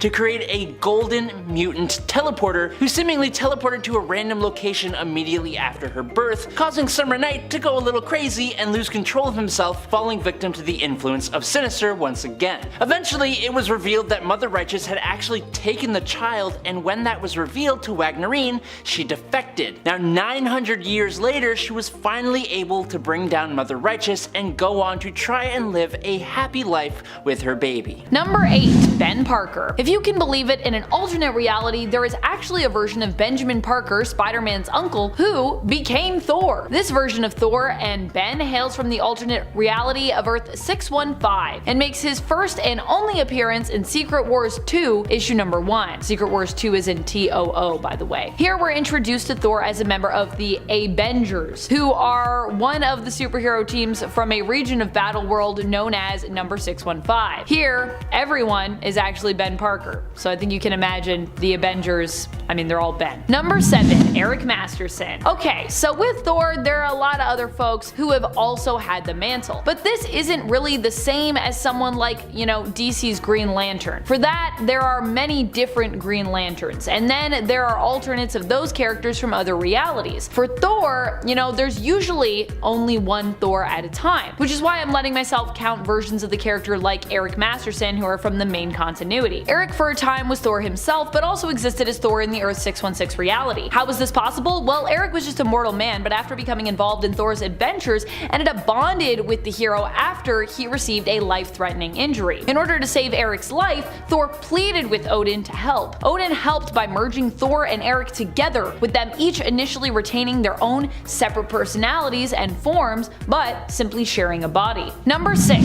Thor Machine. Thor Machine was the editorial name given to this alternate. This version of Thor is one you might recognize as War Machine, aka Jim Rhodes, aka Rhodey, Tony Stark's good friend and ally. However, this isn't the Rhodes of Earth 616, the main continuity. This is the Rhodes of Earth 12311, home of Technopolis, and one of the alternate realities that was created when God Emperor Doom rebuilt the multiverse in his image, following the incursions destroying the multiverse we knew previous to Secret Wars, the 2015 Secret Wars, to be clear. Here, Rhodes was known as Grand Marshal Jim Rhodes, the Thor of this reality and an ally to the Baron of this domain, an alternate Tony Stark. Instead of him being an Asgardian god, this version of Thor actually gets his powers from his armor, which resembles the look of Thor's costume and armor. Number 5. Jane Foster. Jane is her own character, but was, for a time, also Thor. Currently in the comics, she's instead known as Valkyrie right now, but before that, she was granted the powers of Mjolnir after Thor was deemed unworthy and lost his ability to use it. The hammer called to Jane, and she answered the call, becoming Thor, known editorially as Mighty Thor. Eventually, Jane gave up the ability to become Thor in her final fight against Mangog. She sacrificed herself as transforming into Thor was actually killing her. Currently suffering from cancer, the transformation basically wiped clean any of the progress her chemotherapy treatments were making in fighting back against the disease. In the end, Jane bound Mangog in chains intended for Fenris that were attached to Mjolnir and hurled up the hammer into the sun. This destroyed the hammer and seemingly killed Jane, ending her time as the mysterious Lady Thor. Of course, Thor Odinson would not give up, and surprisingly, with Odin's help, was able to revive her, with her passing the mantle of Thor back to Odinson. Number 4. MCU. I mean, can I really do a list like this without talking about Chris Hemsworth's take on the character? I do not think that I can. While Thor Love and Thunder was not exactly the masterpiece we were all hoping it to be for the Thor and Marvel superhero franchise, you can't say that the character development we've seen for Thor has been amazing. By far, Thor has seen some of the most character development among the versions of the heroes we've come to know in the MCU. I would say Thor and Scarlet Witch oddly have seen some of the greatest developments throughout the more than decade we've been watching superhero films and television. Thor went from a reckless god who didn't really feel he belonged on Earth, nor really wanted to be there, to one of Midgard's greatest heroes, to an orphan and relatively directionless Asgardian, to the hero of his people, to someone who himself went toe-to-toe with Gore in an attempt to protect not just his people, but all the gods of the universe. That's quite the journey, honestly. Also, he got a haircut, which for Thor, honestly, that's a pretty big deal. Number 3. Loki. A version of Loki who we initially knew as Kid Loki, but who has since become the main Loki in the comics, no longer a kid version of himself currently, was actually once Thor. He took up the mantle during the Marvel Axis event. Now, if you don't know of Axis, it was basically an event where the alignments of many major heroes and villains in the Marvel universe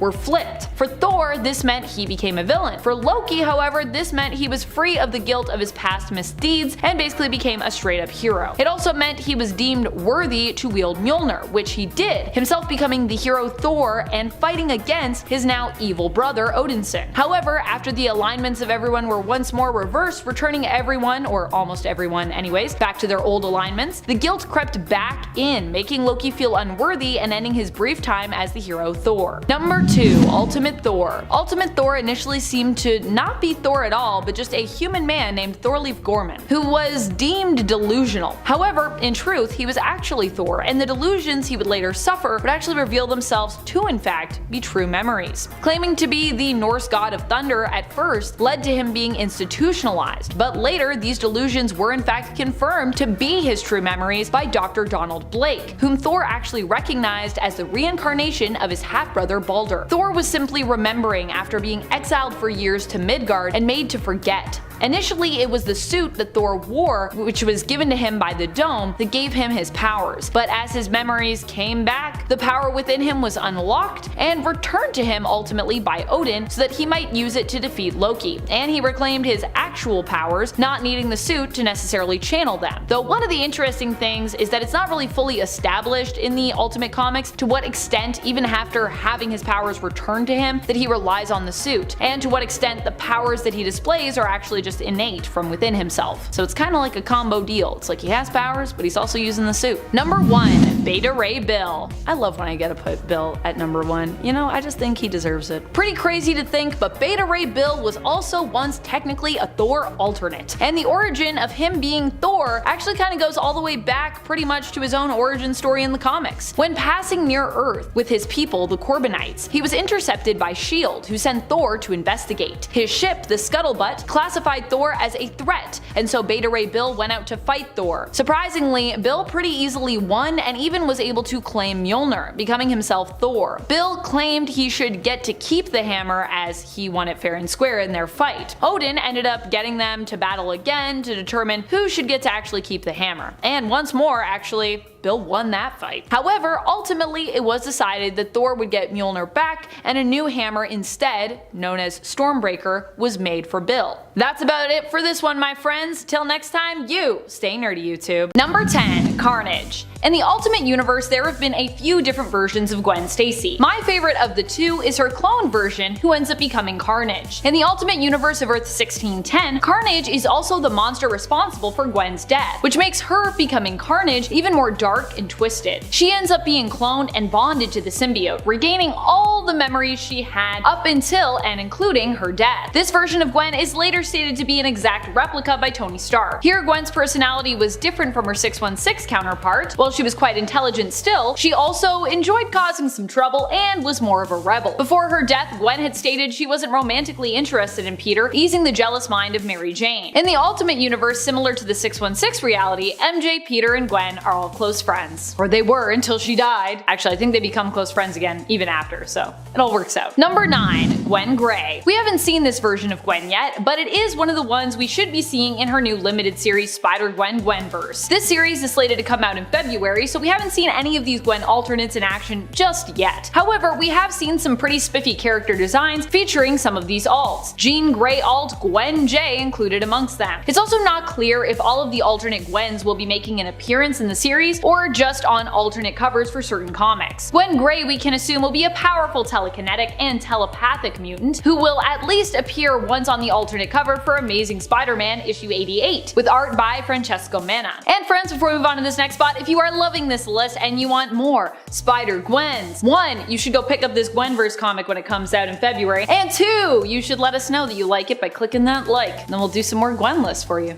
Yay! Number 8. Joyce Delaney. There have been many Gwen clones throughout comic book history ever since her fateful and tragic death. However, none of them have probably been as long-lasting as Joyce Delaney. Joyce was the first clone of Gwen made by the Jackal, simply to punish Peter Parker. Jackal, in case you didn't know, is Miles Warren, former professor of Gwen's who was in love with her. He blamed Peter for Gwen's death. In truth, Joyce, it turned out, wasn't a real clone, but simply a student of Miles's who was genetically altered to become identical in appearance to Gwen. She would for a time settle down and marry a Miles Warren clone who took the name Warren Miles. I kid you not. However, eventually Joyce, like so many other Gwens before her, would die at the hands of another Gwen Stacy clone. Clones on clones on clones. Not to say that many Gwen Stacy clones have died at the hands of a Gwen clone, but just many of them have died.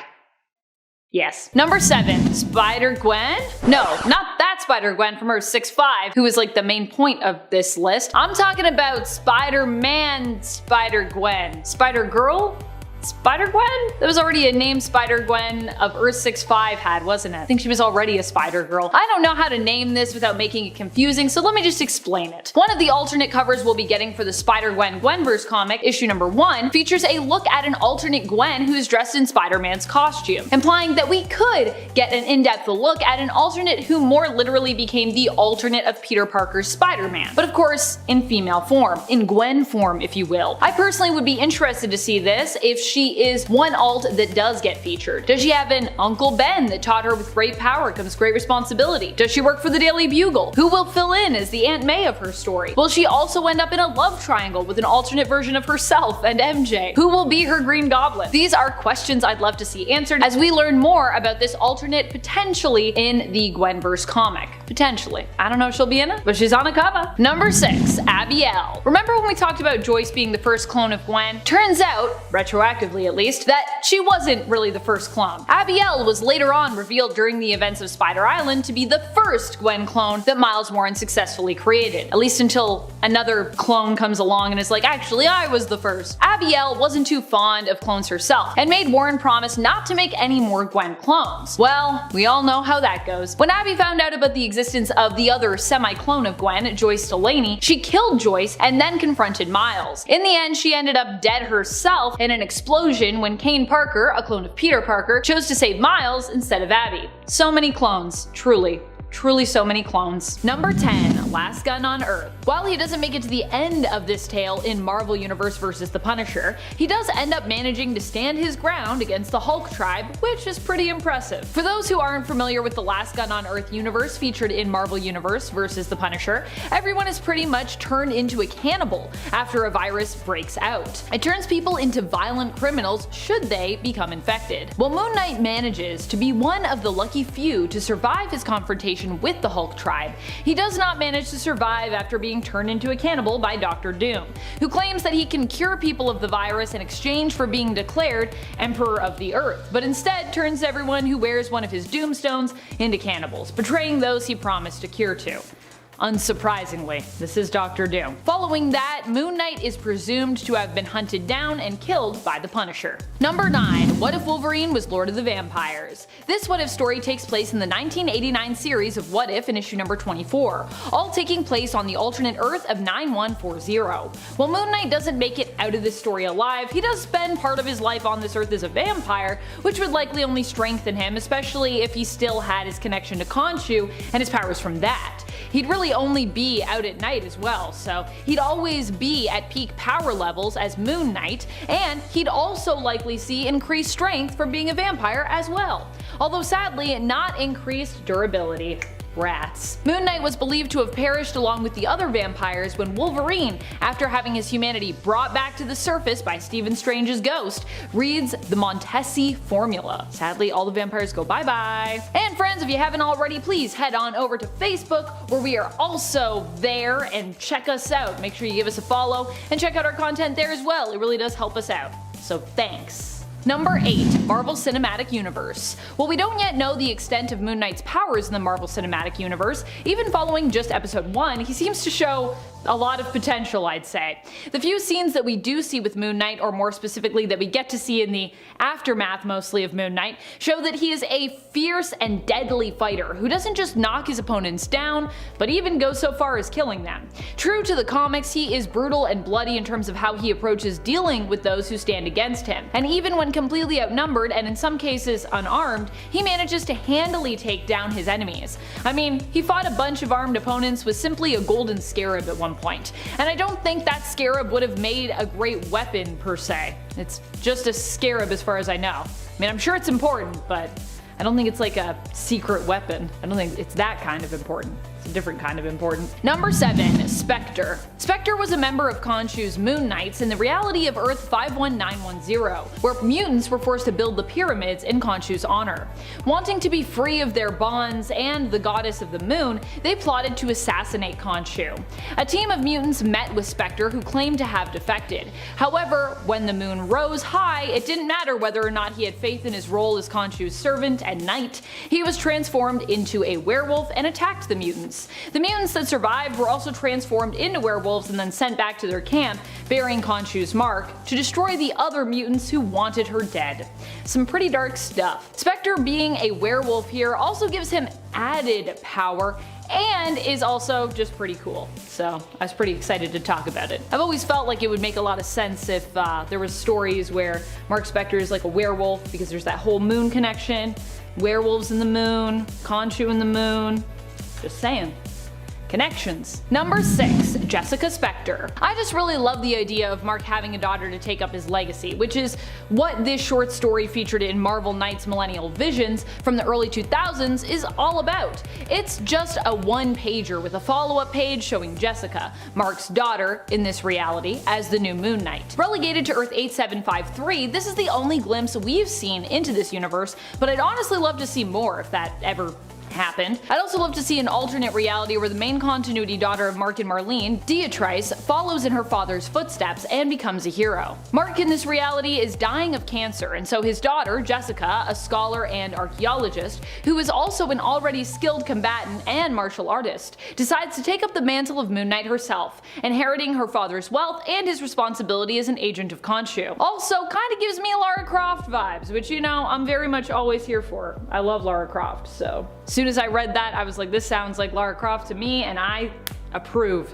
Number 10. Distant Fires. In the world of the one-shot comic Superman Distant Fires, nuclear war has thrown the world into Armageddon, with the resulting radiation actually robbing the superheroes of their powers. The Billy Batson of this story is actually still able to practice transforming into Shazam, but this only works for short periods of time, and each time it happens, it actually damages the Earth. When Superman turns out alive, Billy is a little less than thrilled, as before the war, he was always playing second fiddle to the Super Boy Scout. His feelings of resentment intensified to a new level though when Clark Kent and Wonder Woman fall in love, as Billy had the hots for her. This drives him to the dark side, and he joins the side of the evil mutants, even taking pleasure in killing Wonder Woman. This enrages Superman, and the two battle on top of a volcano. After his own power betrays him, Shazam is struck down by his own lightning bolt, and Superman throws him in the volcano.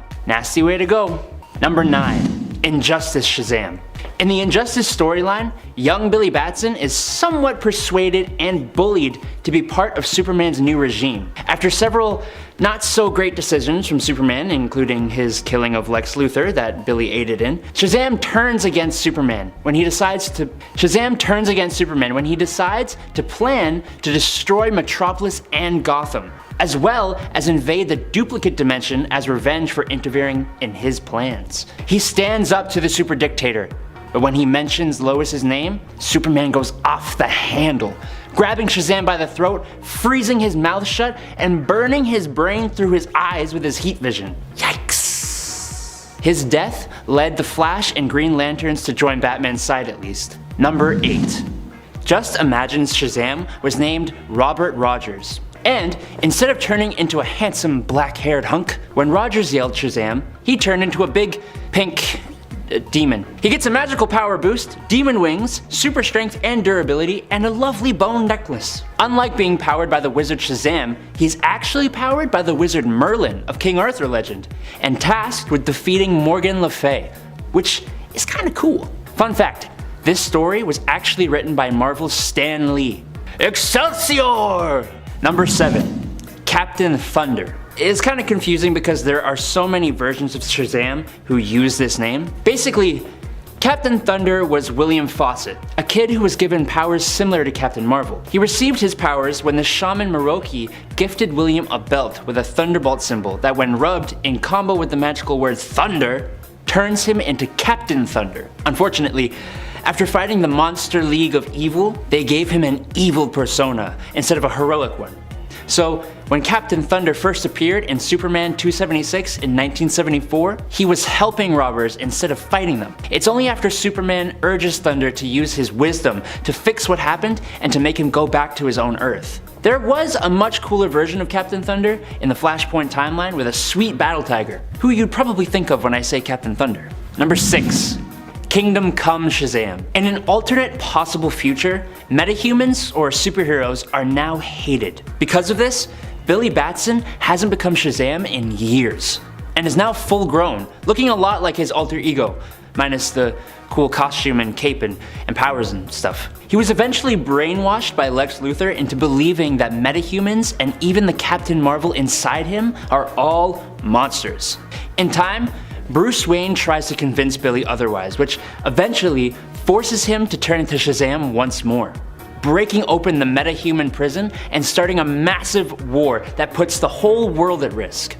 After a nuclear bomb was dropped, threatening to kill thousands, Superman convinced Billy to help, and Shazam outraced Superman to the bomb, using his lightning to destroy it, sacrificing himself to save both humans and metahumans, ending the hatred against superheroes once and for all. Number 5. Age of Apocalypse. This alternate version of Gwen Stacy never ends up dying at the hands of Green Goblin, and miraculously also doesn't die at the hands of Apocalypse or any of his loyal subjects either in AOA. Instead, she goes on to meet up with Dr. Donald Blake. In this universe, Blake never became the Mighty Thor and was just a doctor, an everyday hero. Blake saved Gwen from illness when she was on the brink of death, and she repaid him in kind by saving his life from a mutant ambush. Gwen would go on to act as Blake's sort of bodyguard, aiming to protect him. Gwen also ends up shaming Bruce Banner for helping Apocalypse, and in the end, he sacrifices himself to save both her and other human lives. Number 4. Prime Gwen 2.0. That's what we're gonna call this clone, who is a clone, but is also the closest clone we'll likely ever see when it comes to getting a replacement 616 Gwen. She was turned into the almost Gwen by Ben Reilly's Jackal. He basically gave this clone of Gwen the memories of the previous Gwen, the real one, up until the point of her death, using her remains in order to do so. So in other words, he perfected the clone process and gave us pretty much a replacement for Gwen Stacy in terms of the one we lost. The only problem was that these clones were still, not completely perfect, they were still slightly imperfect, and they would degrade unless they took a pill that he created. This was how Ben controlled the clones, you see, making them do his bidding. In the end, what happened to this version of Gwen was left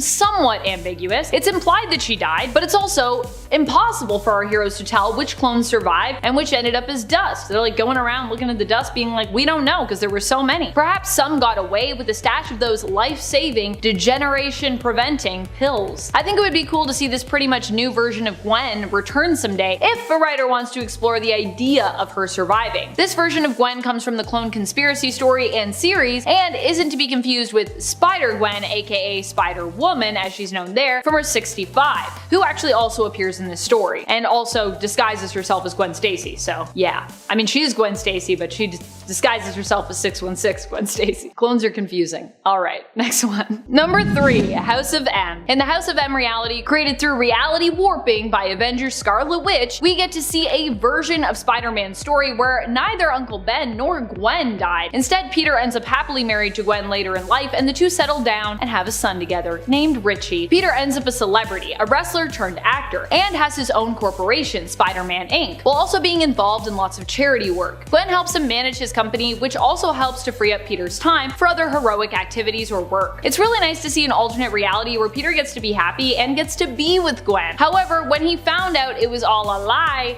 it nearly broke him. So that's the downside, I guess, of this alternate reality of Earth 58163. But at least for a time, him and Gwen were happy together. Number 2.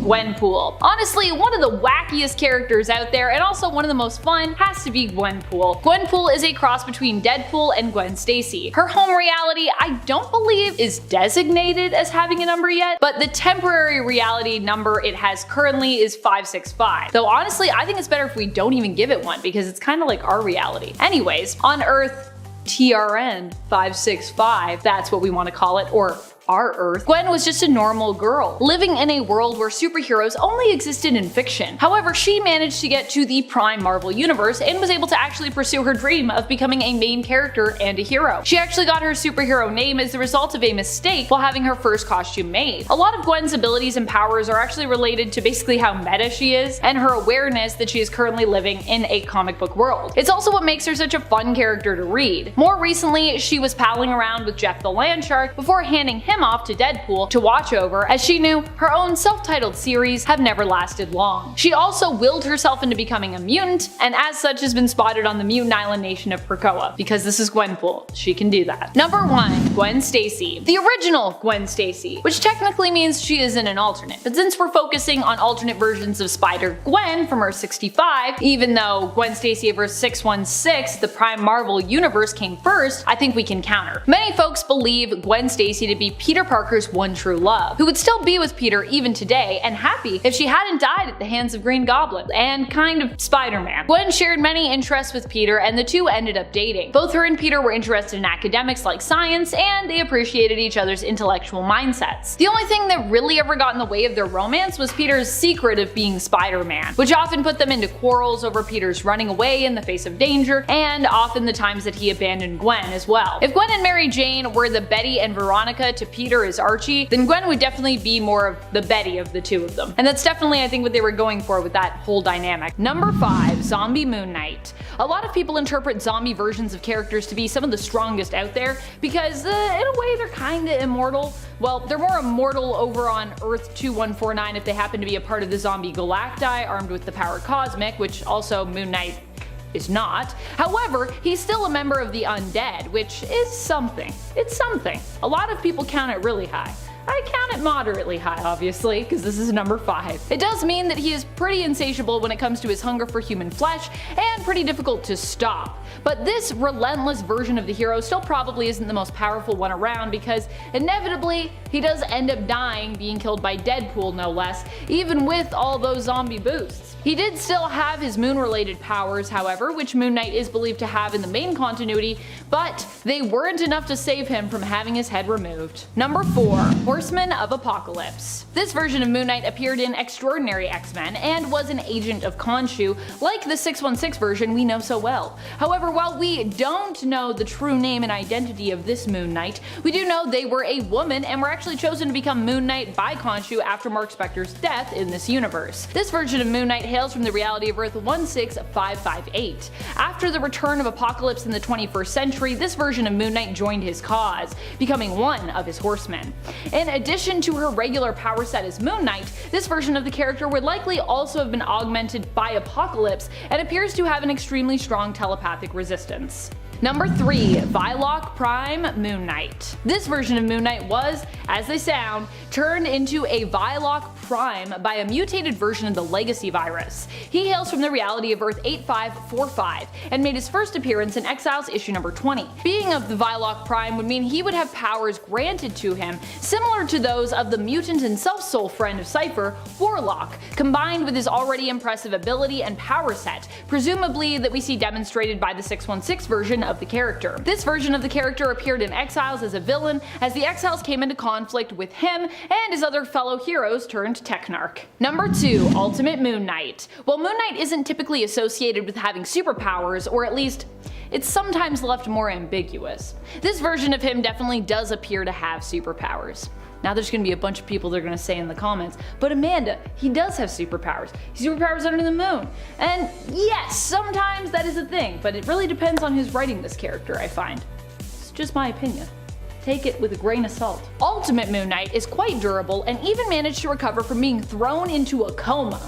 Also, I don't know how you just wake up from a coma, but that is some kind of power.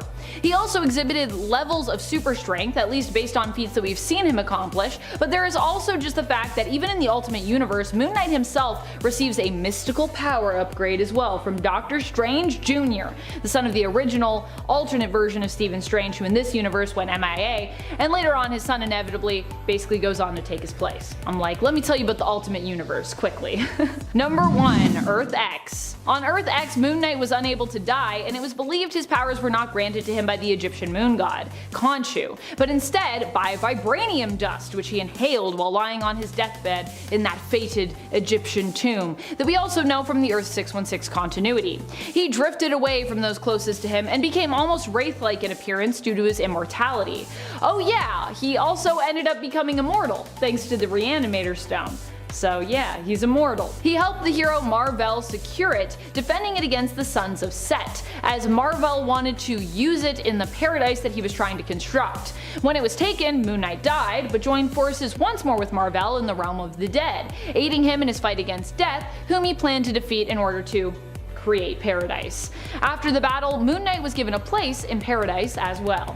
Because success. Also, he was super helpful, so I feel like he deserves that place. Number 5. Earth 5 Shazam. Earth 5 is a simpler, kinder world. A world that is more optimistic. A world where the heroes are seen as such with hardly any faults. Basically, this is the golden age of comics. Specifically, Fawcett Comics. See here, Captain Marvel is the main superhero, which gives the world the name Thunderworld.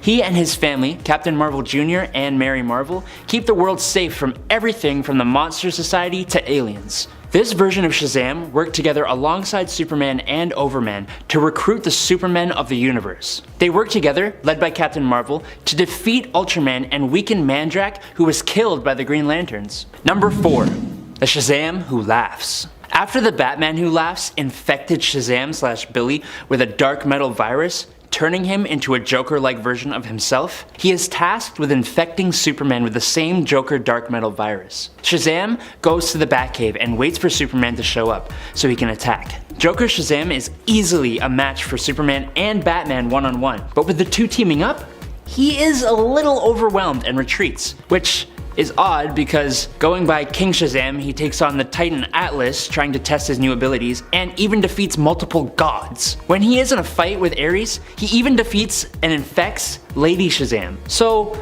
doesn't really check that Batman and Superman give him that much trouble, but whatever.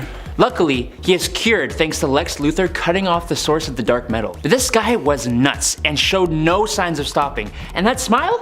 It's just creepy, man. Whoa, slow it down there, friend.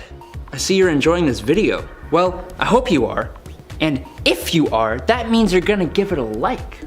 Right?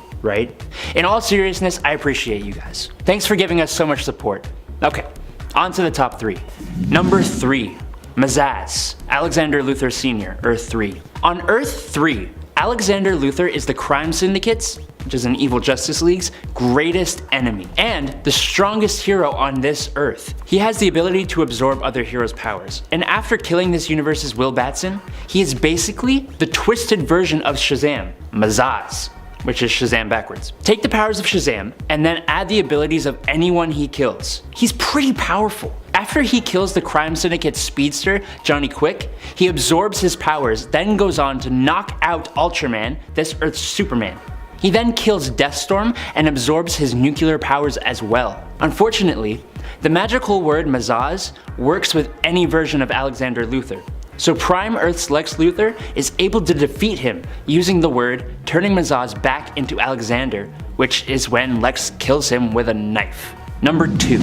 Lord Marvel. When the Wizard Shazam dies, Billy Batson takes on the role of Wizard of Shazam, becoming the caretaker of the Rock of Eternity. He looks very similar, but way cooler with all the red of his costume becoming white and giving him long white hair. In taking his place, this makes Billy equal in power to the Wizard of Shazam, meaning he can drain gods of their power and basically cannot die.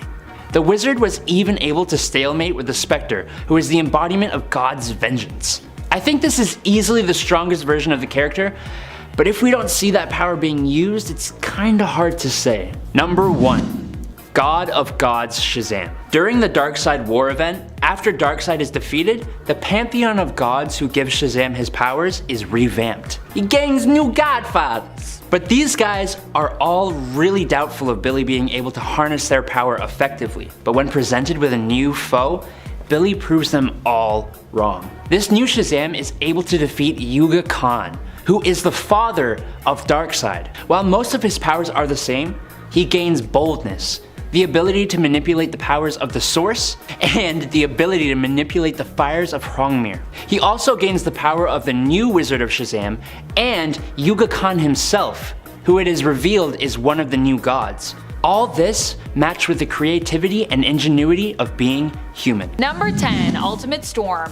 While Storm is considered an Omega level mutant and is also the queen of mutant Mars currently in the Ultimate Universe, she isn't quite as powerful.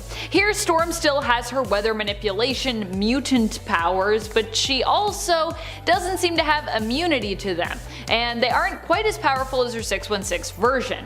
Now I put mutant in quotes there because the mutants really aren't quite the same in terms of their origin in comparison to Earth 616, so I'm not sure if we even really consider them mutants following the revelation that they were created as a result of Super Soldier Serum, basically experimentation runoff.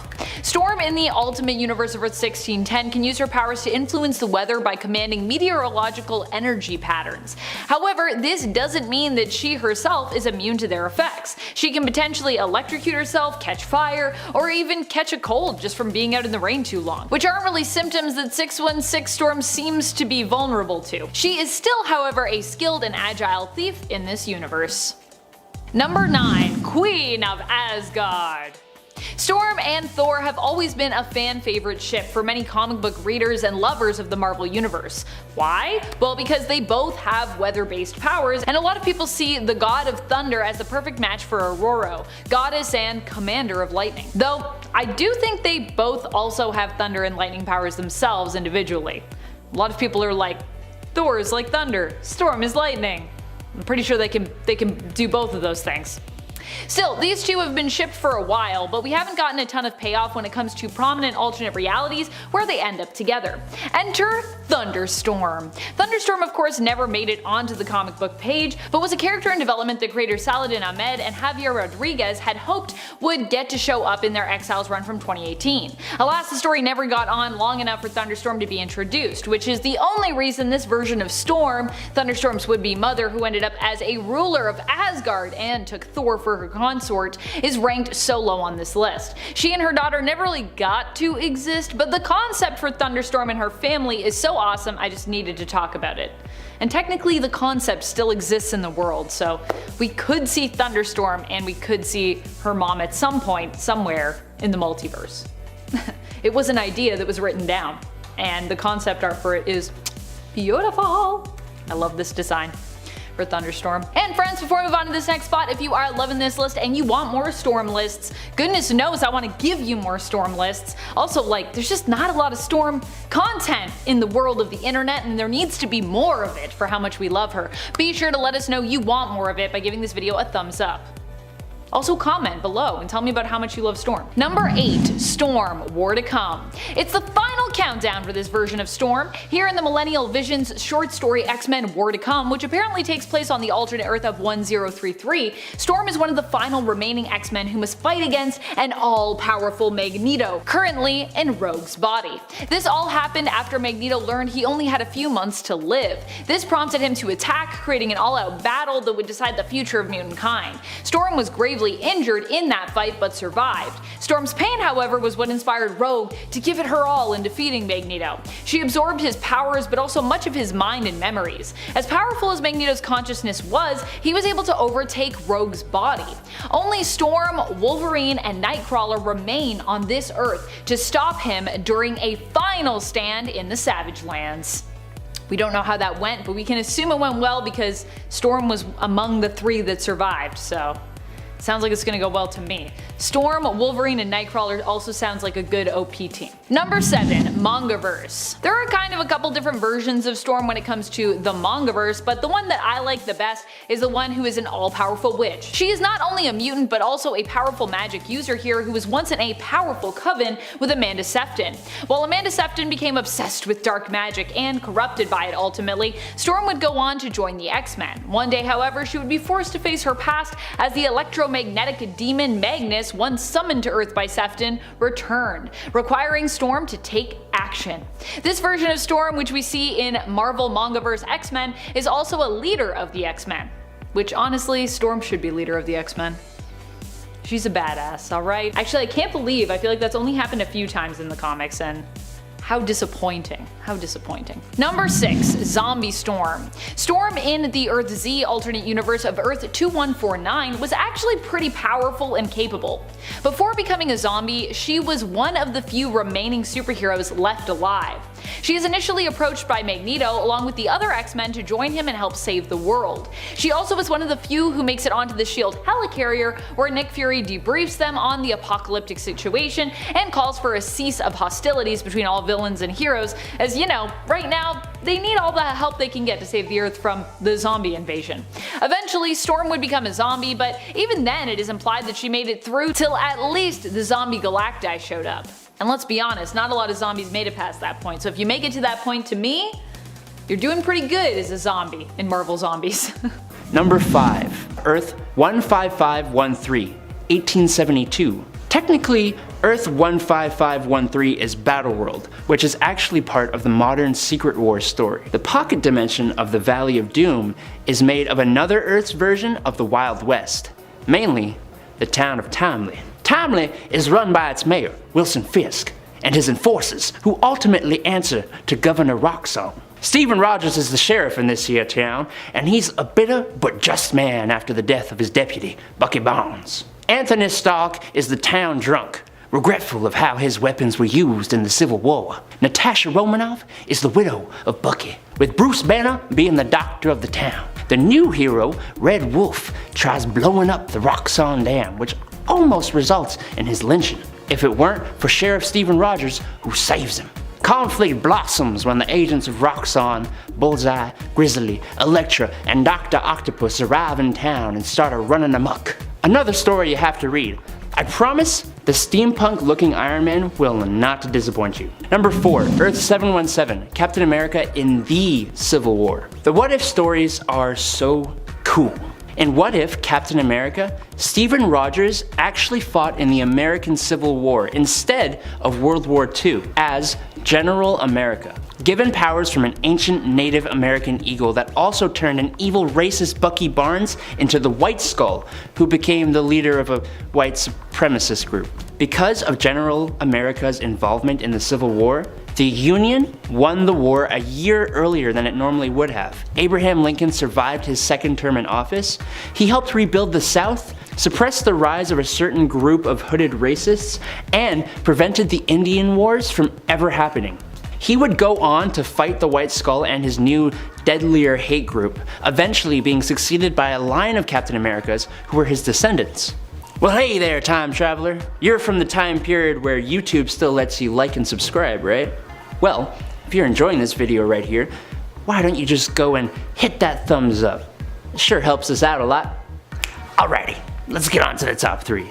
Number 3, Earth 90214, Marvel Noir. In this alternate version of Earth, superheroes debuted in the 1920s and 30s instead of their normal timing. This Earth 90214 brought us Marvel Noir, with subsequent noir versions of Punisher, Wolverine, Iron Man, Daredevil, Luke Cage, the X-Men, and most famously, Spider-Man. Each story is a fresh, unique, and awesome take on each character, seeing how superpowers in this world are pretty much non-existent except for a few characters. For example, Spider-Man was bitten by a spider, but instead of being based in science, his powers derived from a spider god. Or Wolverine didn't actually have claws, he just carries like brass knuckle blade things. Another example would be the X-Men, who are actually a group of sociopathic criminals, led by an Xavier who believed sociopathy was the future of the human species, which is just incredible.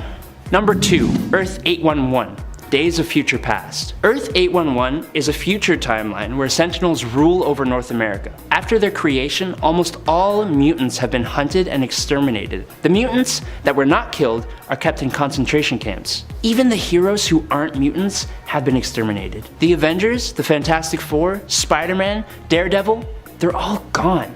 But hey, this is the future, not the past.